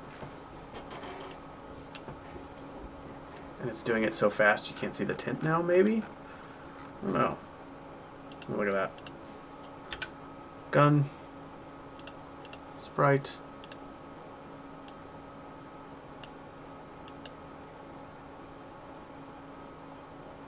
Yeah.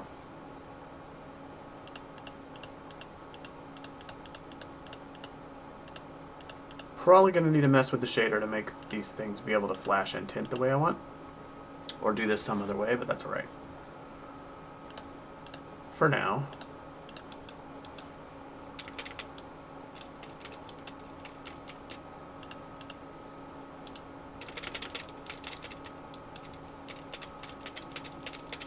These are still rendering in front of the gun sprite too.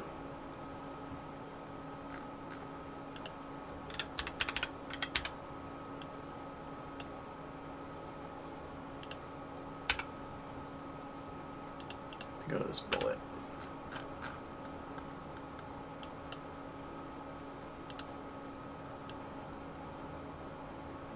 Yeah, this is rendering behind the cockpit but in front of the gun. Why is that?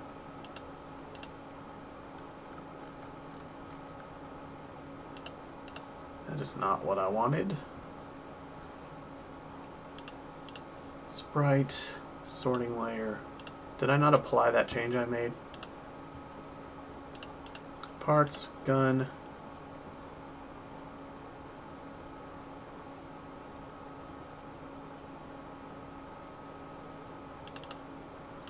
Sprite.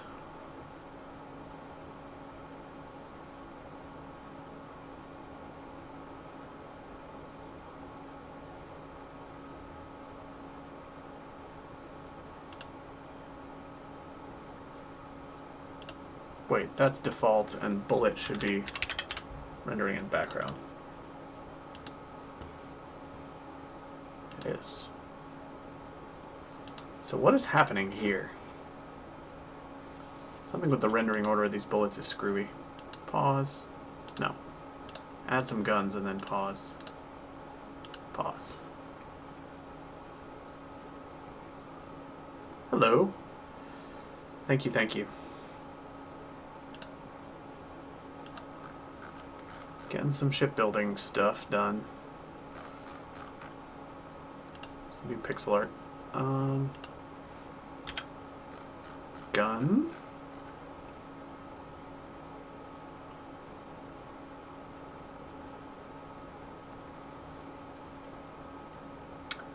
I need to instantiate a bullet here.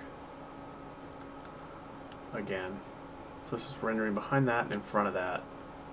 The gun is supposed to be rendering on the default layer, and the bullet is supposed to be rendering on the background layer.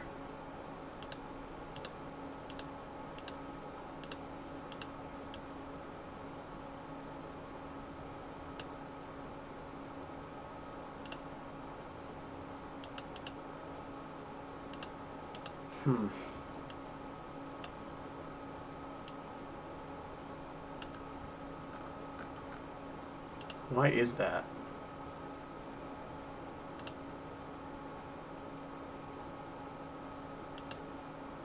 Default, background,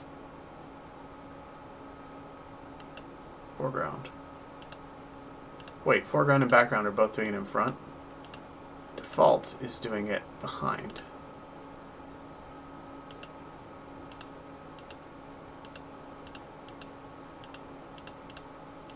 What is up with these sorting layers?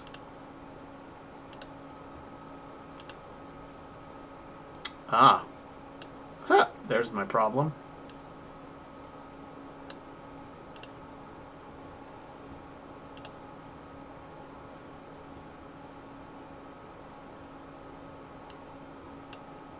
Bullet? Where's my bullet? Grab my bullet. Behind. Beautiful. So now it should shoot out like that, and that'll look better. Okay. I'm assuming it'll save those changes to the layers, but it's possible it doesn't. I might have to redo it. Attach a gun. It didn't. Layers. Maybe this is why these were screwed up in the first place. There we go. Save scene, save project.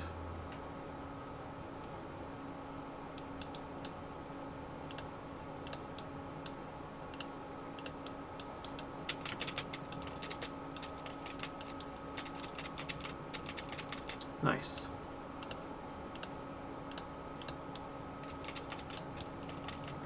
That is looking cool. Look at these beautiful thrusters.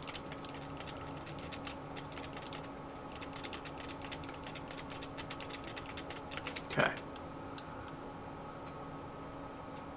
Looks super weird. Weirder than I was going for, and I kind of like it.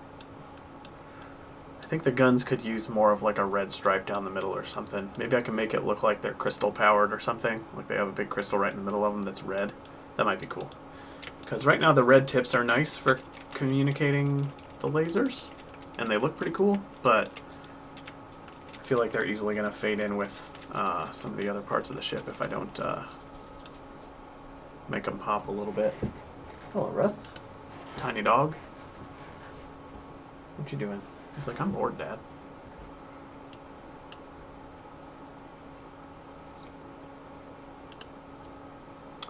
Alright, let's make the guns weirder.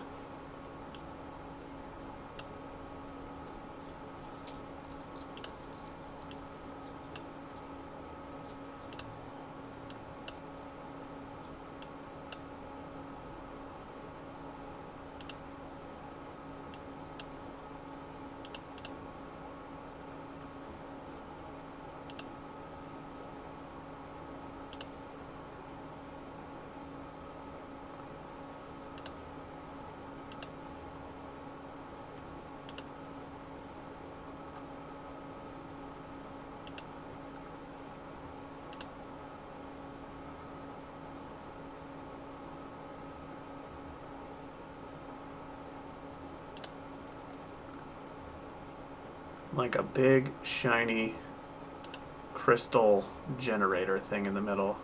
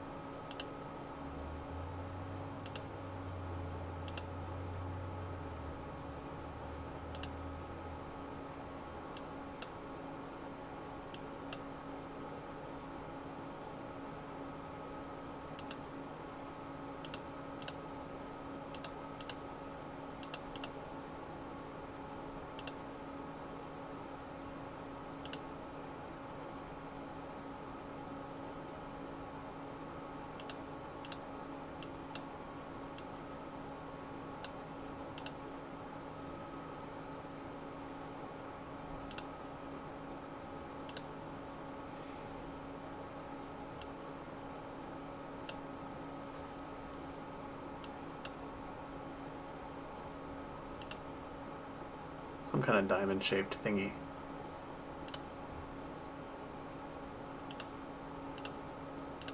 Let's make it real big. I want these guns to have a huge flash of red on them, so you can really easily identify where they are.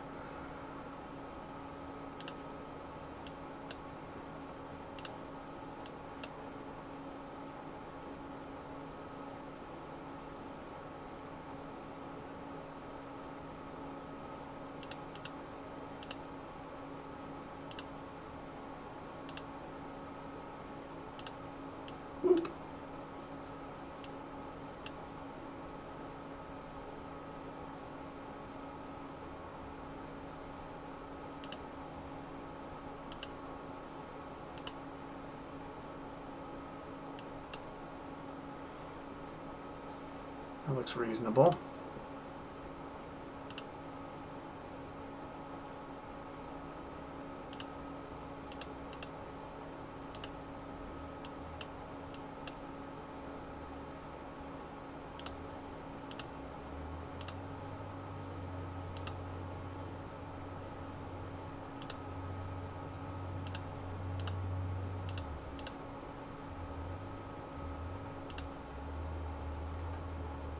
How's that?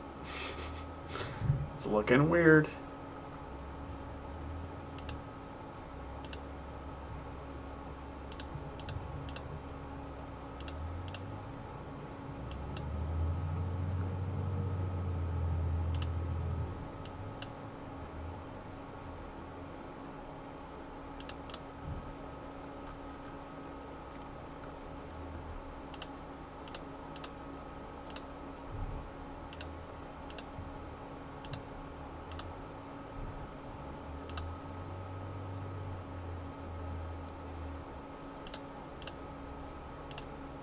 Guns.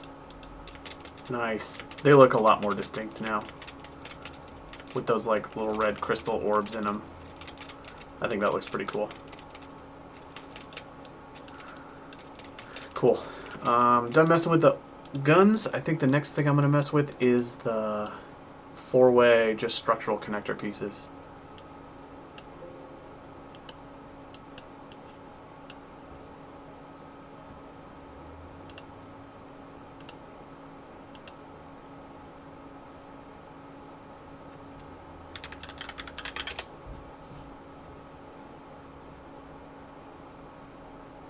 So, let's do it.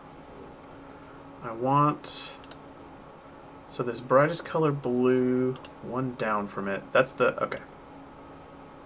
So I'm going to do a connector piece here. Connector pieces don't have functionality. So I'm going to make them blue. I'm going to make the red parts of each ship part communicate what function it serves. And since the connector pieces have no explicit function, they're just like made of armor. I'm going to do it like this. I'm also going to have these pieces kind of almost fill the entire box, but have kind of rounded corners, so, and a single pixel gap around the outside. Or a minimum of 1 pixel gap around the outside.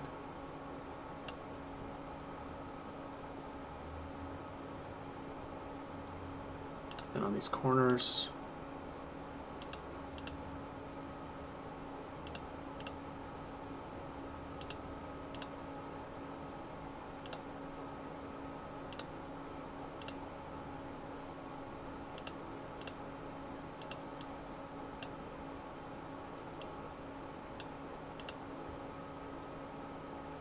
that's symmetrical. I think that's symmetrical.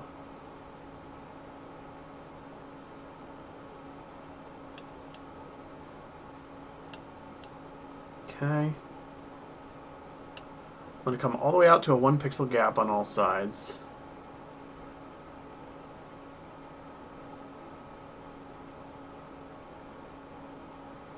One, two, 3 levels of blue higher. Okay, I gotta remember that.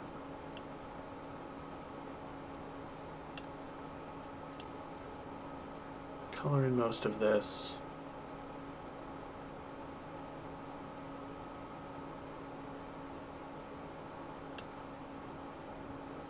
Alright.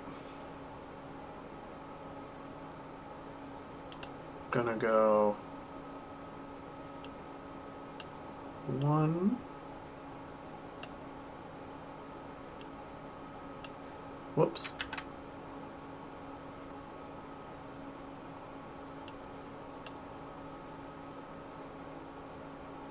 Let's do this one step at a time here. That's one step too light. Okay. Every direction. Let's start with just a big cross here. 1, 2.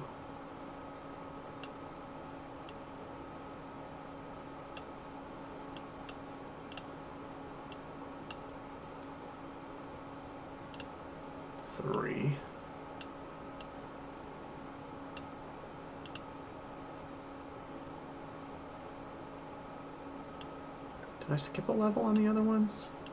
Let me look at the cockpit. This is the darkest blue, second darkest blue, third, fourth. Okay. So this should be darkest,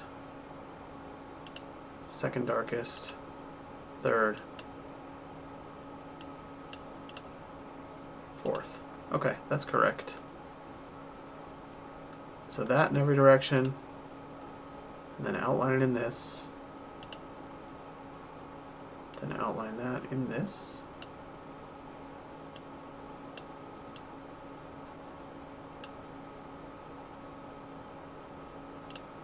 Then outline that in this.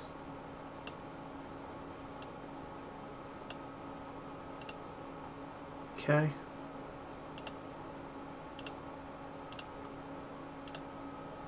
So those are the conduits that attach to the other parts of the ship. And now I can just kind of draw some shapes in here to give it character.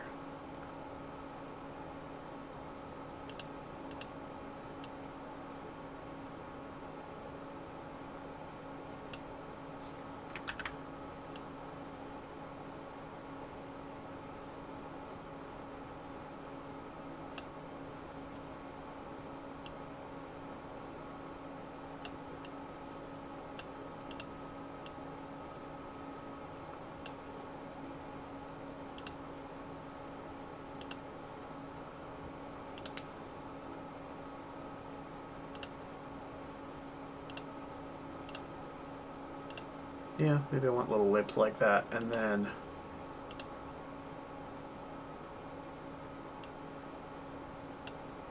I mean, I might try just doing this like pretty geometric at first and then go back and add some personality to it. I think I can also just start, yeah, I should just be doing radial symmetry here. Oh, Aseprite, you are so awesome. Love this software.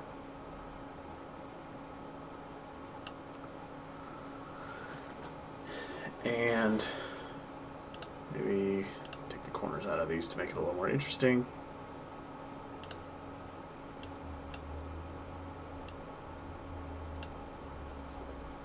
Undo that. That went farther than I intended.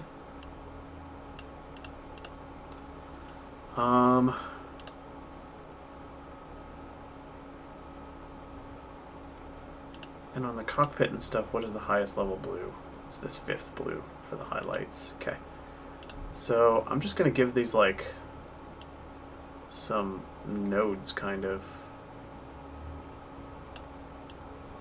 like lobes almost.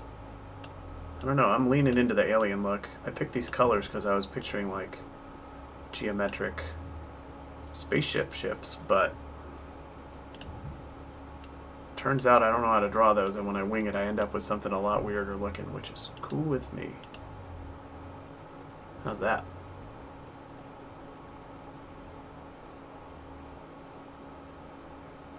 Maybe I'll do little ridges here.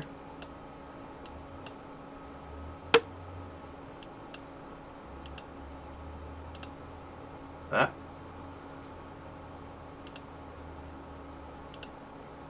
Oops. Space them out evenly. How's that look? These are just your standard filler armor blocks that connect parts of the ship together. So I want them to look kind of bulky, fill out most of the space, and have 4-way connectors clearly visible on them. Let me do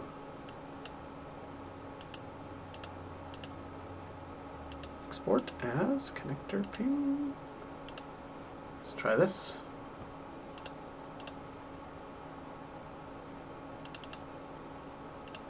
Connector.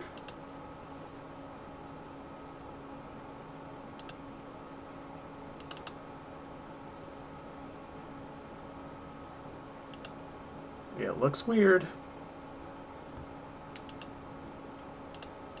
I'm just going to say that a lot. I'm going to keep talking about how weird my art looks.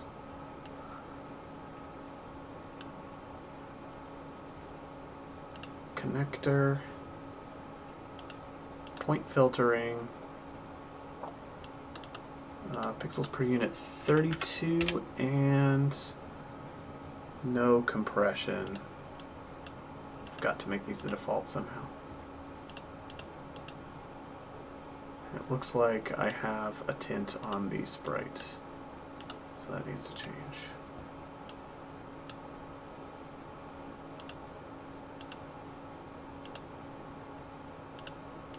Okay. So yeah, this looks...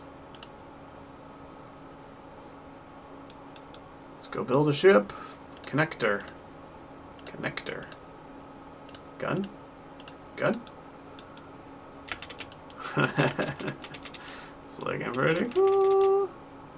Connector. Connector. Gun. Gun. I am definitely the Borg. This is a Borg game.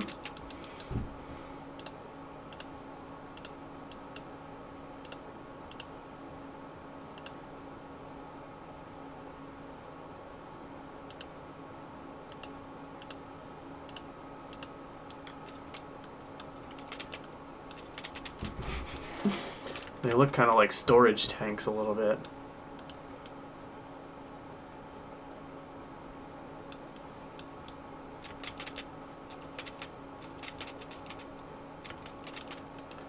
That is pretty cool. All right.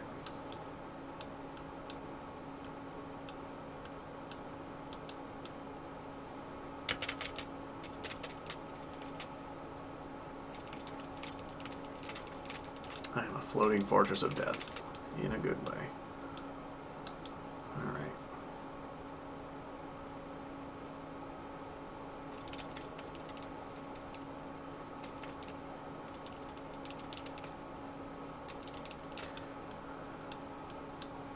Let's do a thruster, I guess. Because this looks workable. I think I want to get rid of those little ridges because the rest of the ship doesn't have them. And they make it look a lot more grainy and noisy than the rest. Thought they looked cool, but then I'm like, maybe that's not what I want.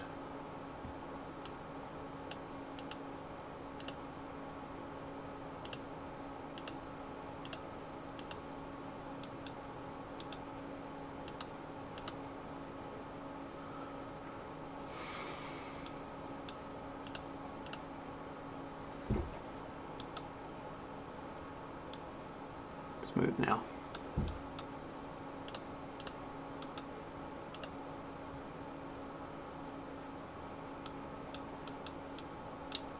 Better, I think.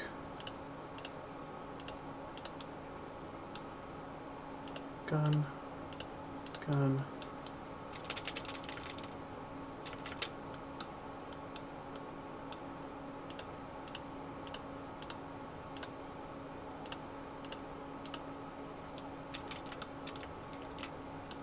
Nice. I like it. I like it. I like it.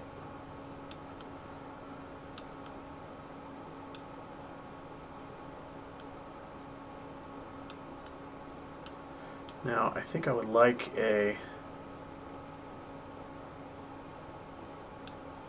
I think I would like to do fire for these thrusters, but I'm not sure how to animate it. And I'm going to have to replace my stretchy effect, which I like a lot. Unless I do a whole bunch of frames, I'm going to miss it.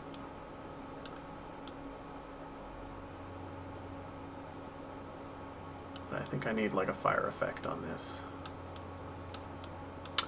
Let's do the thruster part, though. You know, the guns have kind of this diamond shape, and the connectors have this very thin thing in the middle. I might make this center a little more diamond shaped, more like the more to match more the style of the guns, because they look a little sturdier.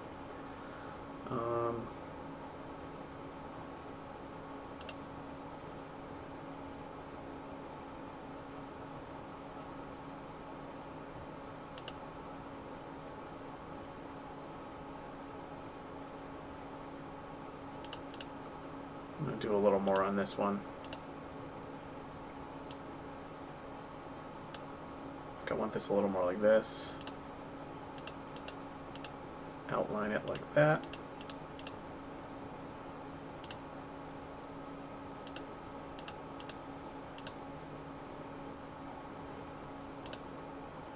And then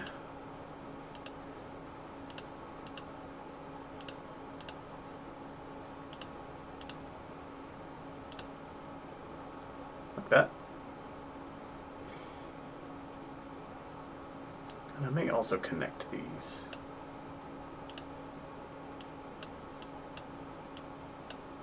I just want these to look a little more sturdy and a little more filled in, even if they're still kind of organic and weird.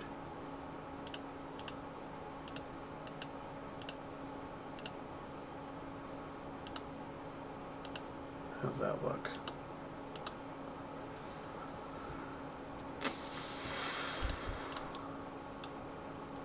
Connector, gun, connector, connector, gun, gun, connector, gun.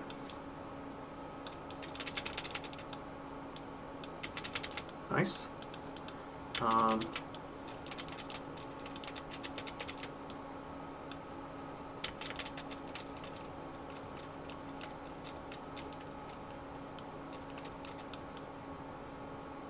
This looks pretty cool. I'm going to... They also look like they have a very thin white dot in the middle. I might make this shape a little bit more interesting here. Maybe ring it out like that.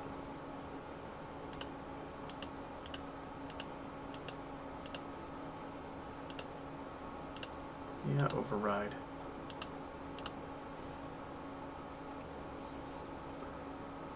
The dot in the middle looks so tiny it looks like a single pixel thing. Whoops, what am I doing? Connector. Connector.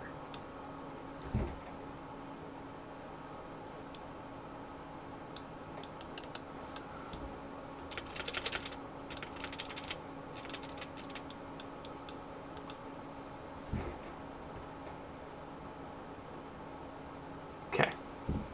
Yeah, that looks pretty cool.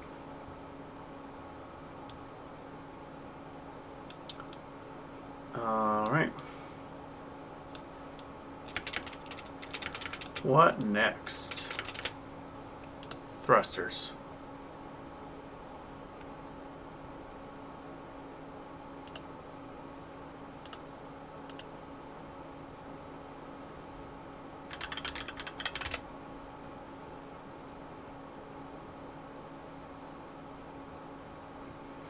Okay.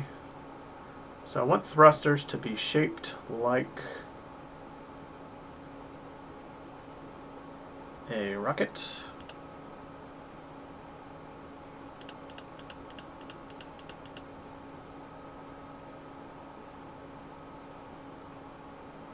Kind of flared out in the back a little bit, and they can connect on 3 sides. So I'm going to start with this default connector outline, but then really cut into it down here to replace it with something else.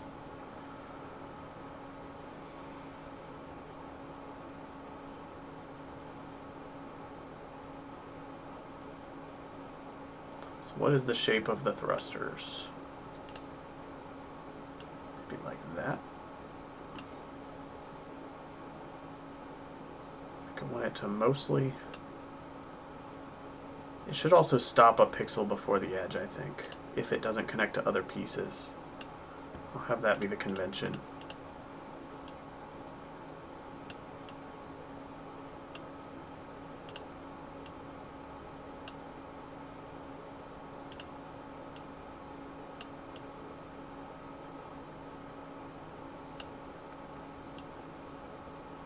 Let's color this in.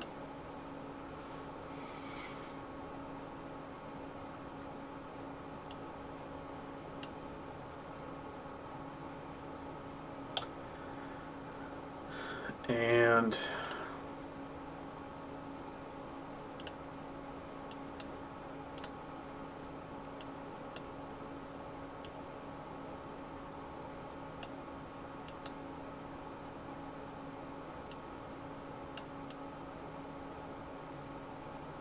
Let's work our way up here.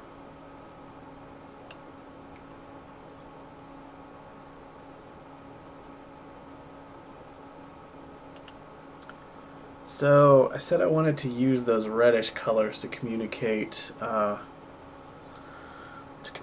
function of each of these pieces. So how do I do that with the thrusters without them looking too much like a gun?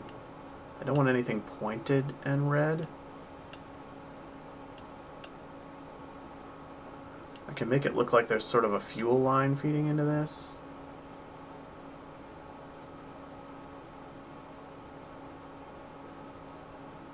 Maybe. Like a red fuel line.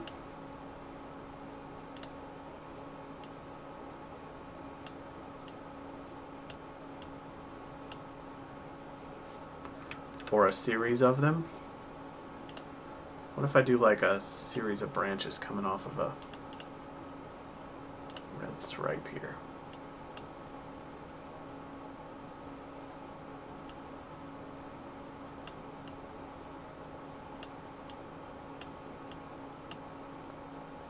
That kind of thing.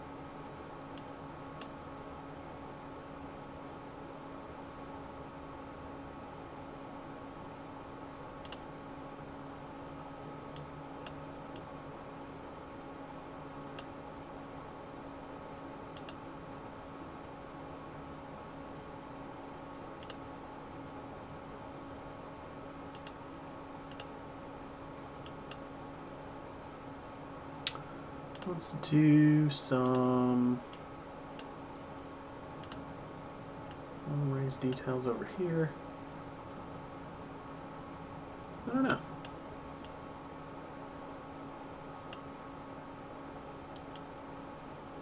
This is tricky. Not sure how to represent this. Kind of like this fuel line looking thing. So it looks like maybe fuel is coming down some red pipes toward the back to get thrust out.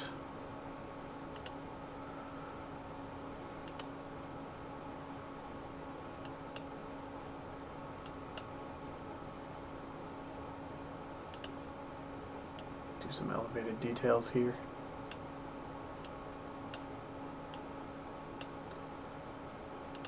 I don't know. Maybe try this out, see how it looks.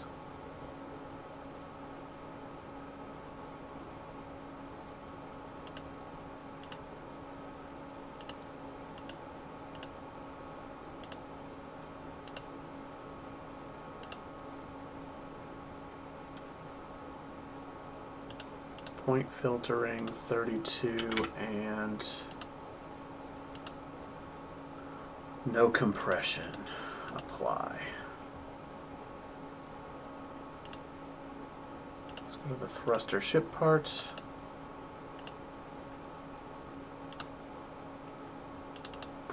Replace that with a thruster. Fix the tint on it.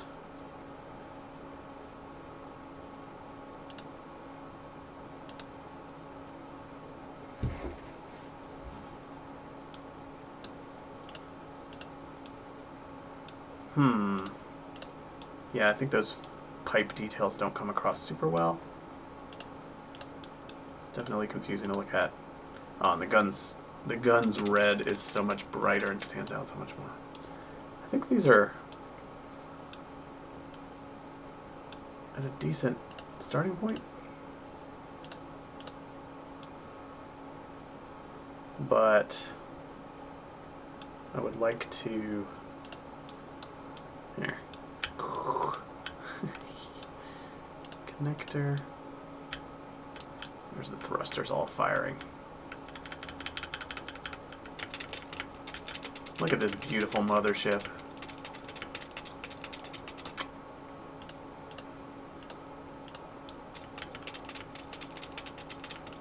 This beautiful MS.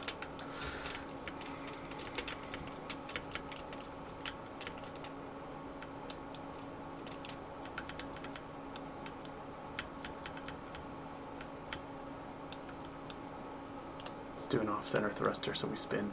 Whoa!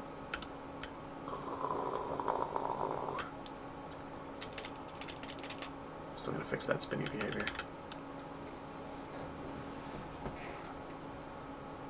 Yeah. Yeah, the thrusters add speed. I don't have the behavior fully implemented. They spin way too much if they're off-center. I'm going to make them contribute to the overall... I basically am adding stabilization to the ship that's built in, so you don't have to worry about losing control of your ship if you have an off-center thruster. Right now it pulls hard to one side if you attach off-center thrusters, but... Connector. Let's go crazy.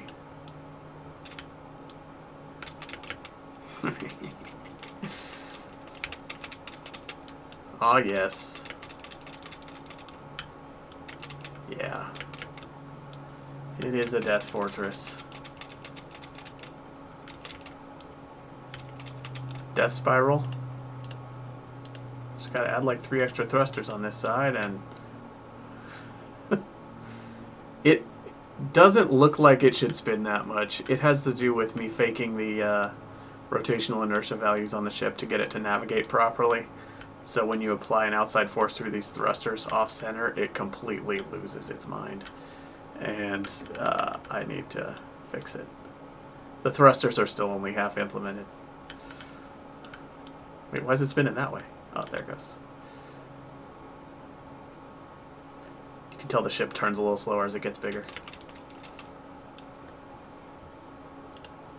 Should I spawn some baddies?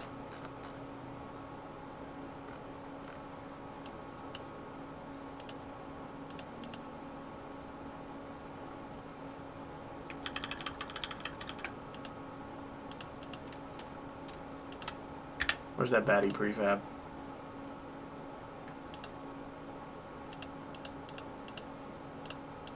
Did I lose it?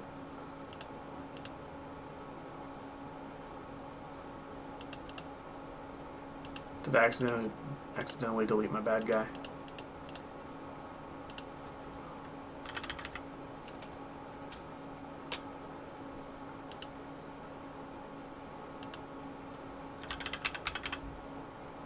I think I did. Damn. I'm gonna have to go back and... I think before I saved the prefab of my bad guy, I deleted him out of the scene. Well.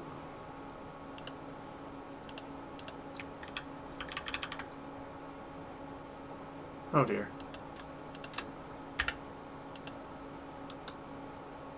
Turret. Well, I got some of these dudes.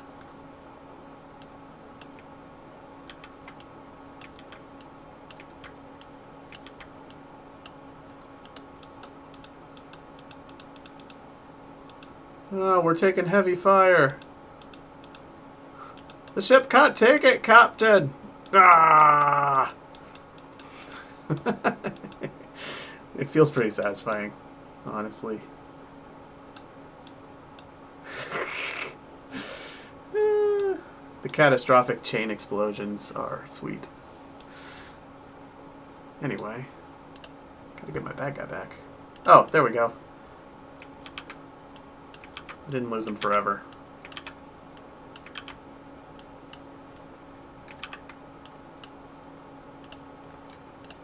Make a bunch of them and turn them off.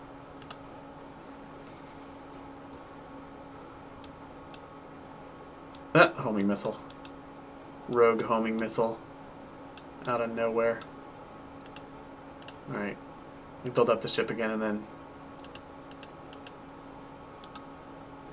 fight some bad guys. Do some connectors. Gun. Gun. Connector. Oh, we're going asymmetry here. Thruster. Thruster. Thruster. Thruster. Connector. Gun. Gun. Turn on the bad guys. Let's do it. They're coming for us. I gotta back up the camera. It's in too close. They're coming for us. Well, they can't do anything to us now. I think I need some little health readouts on the individual parts when they get hit. Show how many pips of life they have left.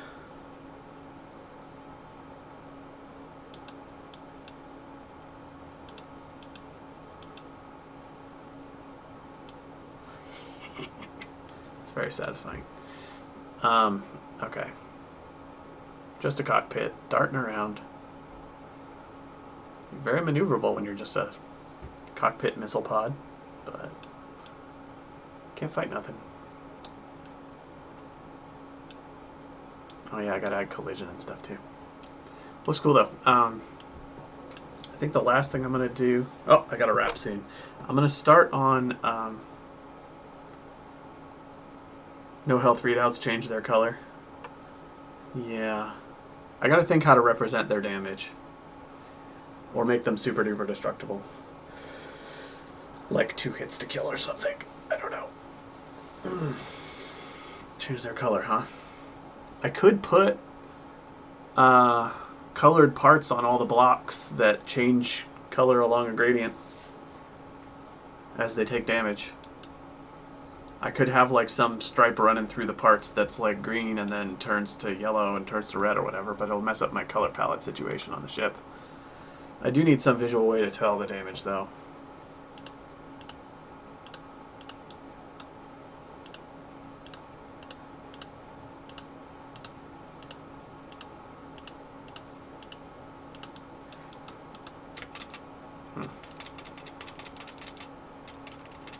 Eventually I want to be able to rotate parts to face different directions, too.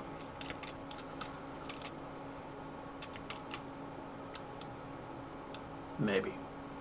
I would like to have outward-facing guns. At least. Maybe thrusters will always have to face back on the ship, but... because sideways thruster, I don't know. You can imagine.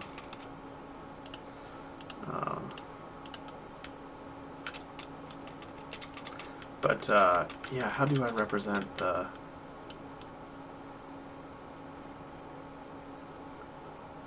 cracks are where? Yeah. Yeah, I could do that when they're like below half or something. I don't want to get into doing like 5 versions of every block. But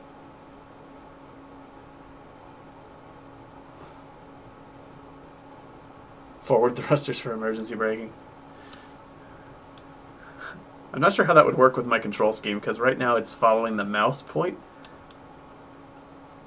And I guess it could decelerate you faster. Warp speed! Ludicrous speed! Here we go. We're going ludicrous speed. You may notice the camera automatically slides a little bit in front of you when you're going fast. But yeah, when you're going super fast, you still brake really quick if you turn around and go back the other way. What if I'm going ludicrous speed and then I don't use the thrusters and only mouse click? Like that. Yeah. I don't know how emergency brakes would work. Like, emergency brakes could just be like a block that you hit, and when you hit a button, it like anchors the ship really hard or something, but I don't know.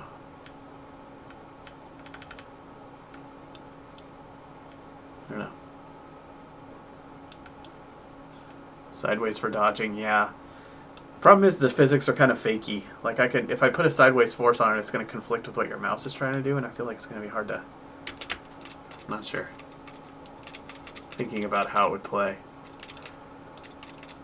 But before I do damaged blocks, I want to get pixel art of more things in. So I'm going to do one more sprite thing. I want to do the fire that comes off of the thrust here.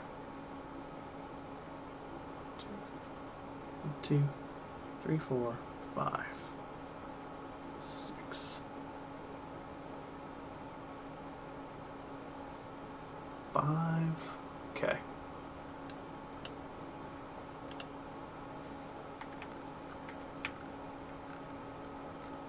There we go.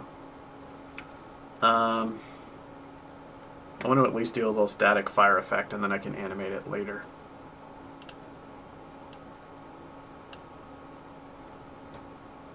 One, 2, 3, 4, 5.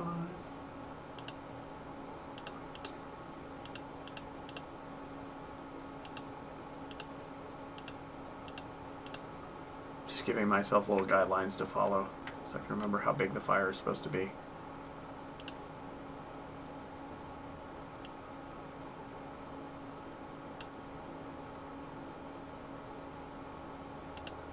We'll start with the fieriest fire, very close to the ship.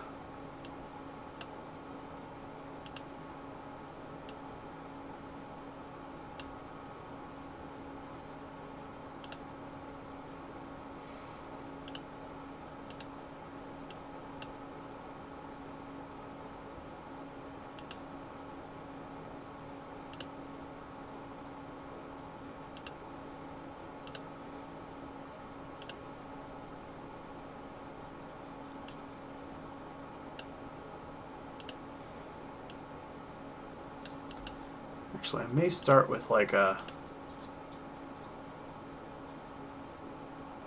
very rough shape outline kind of thing. Oh, it's supposed to be mirroring this too.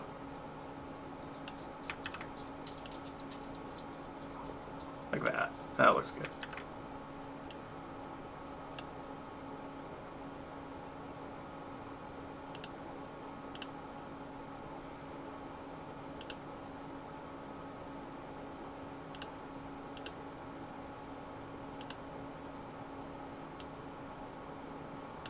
Go ahead and fix the asymmetry here.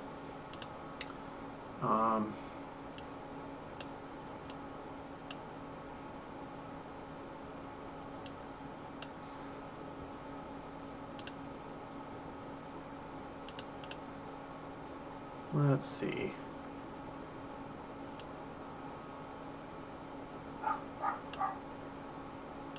There goes the dog with his opinions.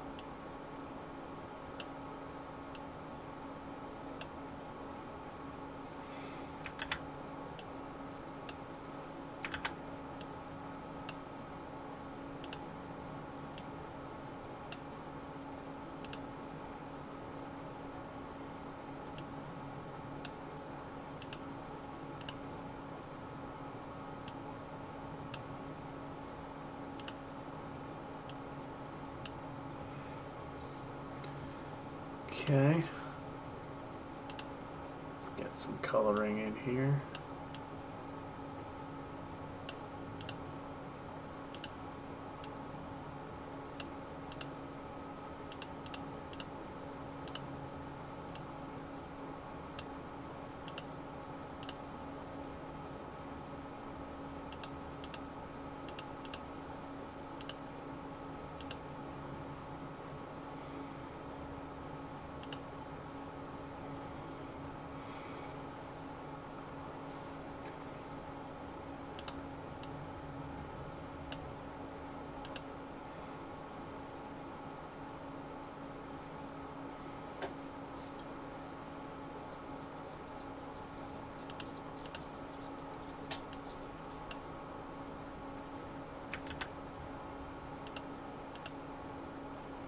Hello, Russ. You done barking out there?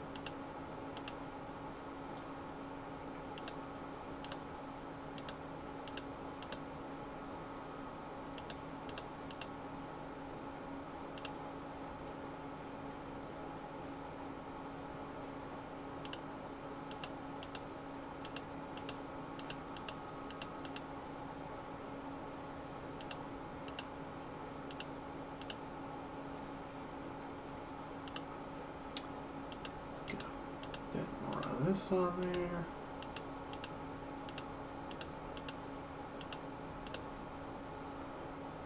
It's not looking too bad. We have to look at some references for this type of thing. Because I'm just sort of winging it with my programmer brain, and this is not going to look natural, I don't think. But as a first shot, it'll do something. Get me started.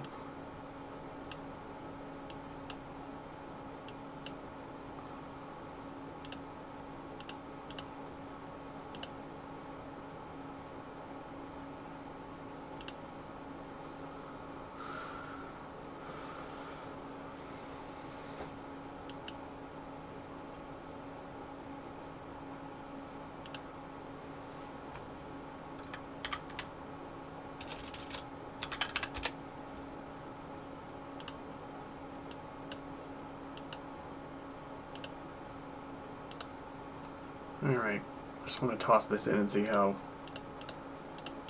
it looks roughly. I think it's going to be pretty not great for a first pass. It's not bad, actually. The little thumbnail looks okay. I think it needs more of a gradient to it, but it looks pretty cool.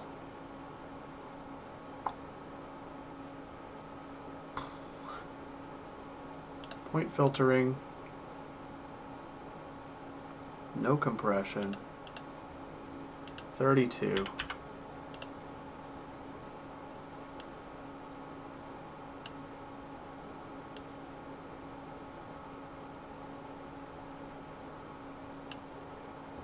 That's large. That is very large.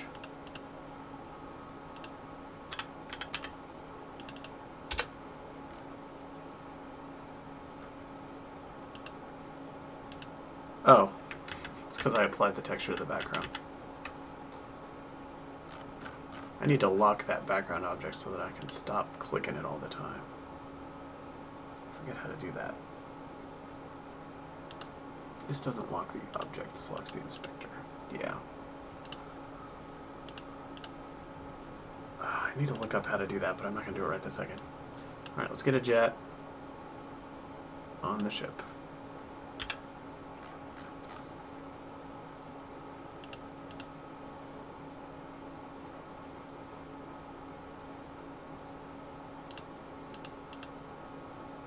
Actually, this is not how I intend to do this, but Let's just put a jet on there and stretch it for now.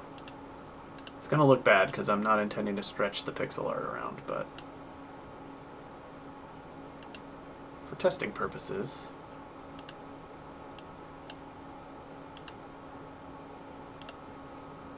why is this not tinting? This should be changing the way that looks.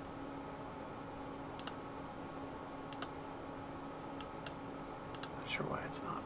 Okay. So let's do the thruster. I think I need to move the pivot of the sprite.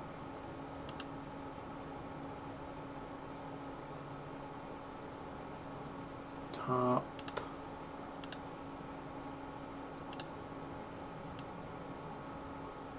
Whoa. Oh, I ended up with two of these. That's what's going on.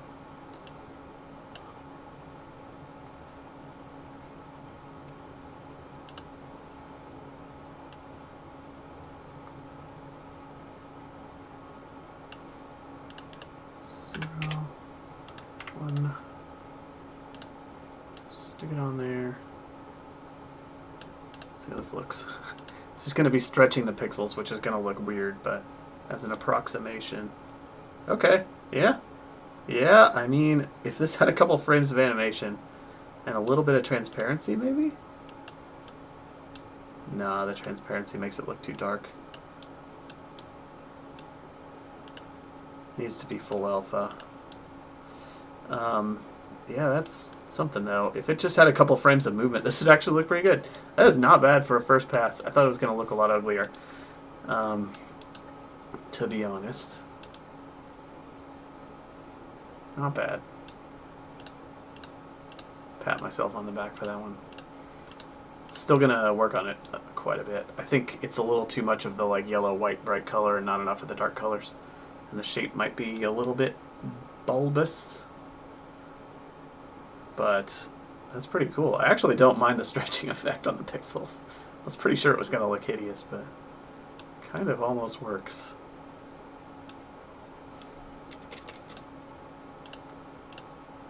Compared to the old thrusters, I would say improved. But yeah, if I just have like a couple versions of this sprite that are like flickering in intensity like that, and then kind of animate between them as long as you're firing, and then maybe a dying off one and a building up one for when you click and let go of the click, so it doesn't just snap on and off. It's gonna look pretty sweet, I think. Anyway, that has to be the end of my session, because I have to go pick up the kiddo. So if you've been watching, thanks for watching. I am going to be doing more of these. I'll be doing another session tomorrow. And if you watch our channel in general, our main thing is tabletop RPGs, at least prior to recently when I've been streaming a ton of game development stuff. But we are playing Blades in the Dark with Craig Shipman tomorrow night, so check it. It's posted on the YouTube schedule, so if you feel like checking in and watching us live and chatting, come say hey.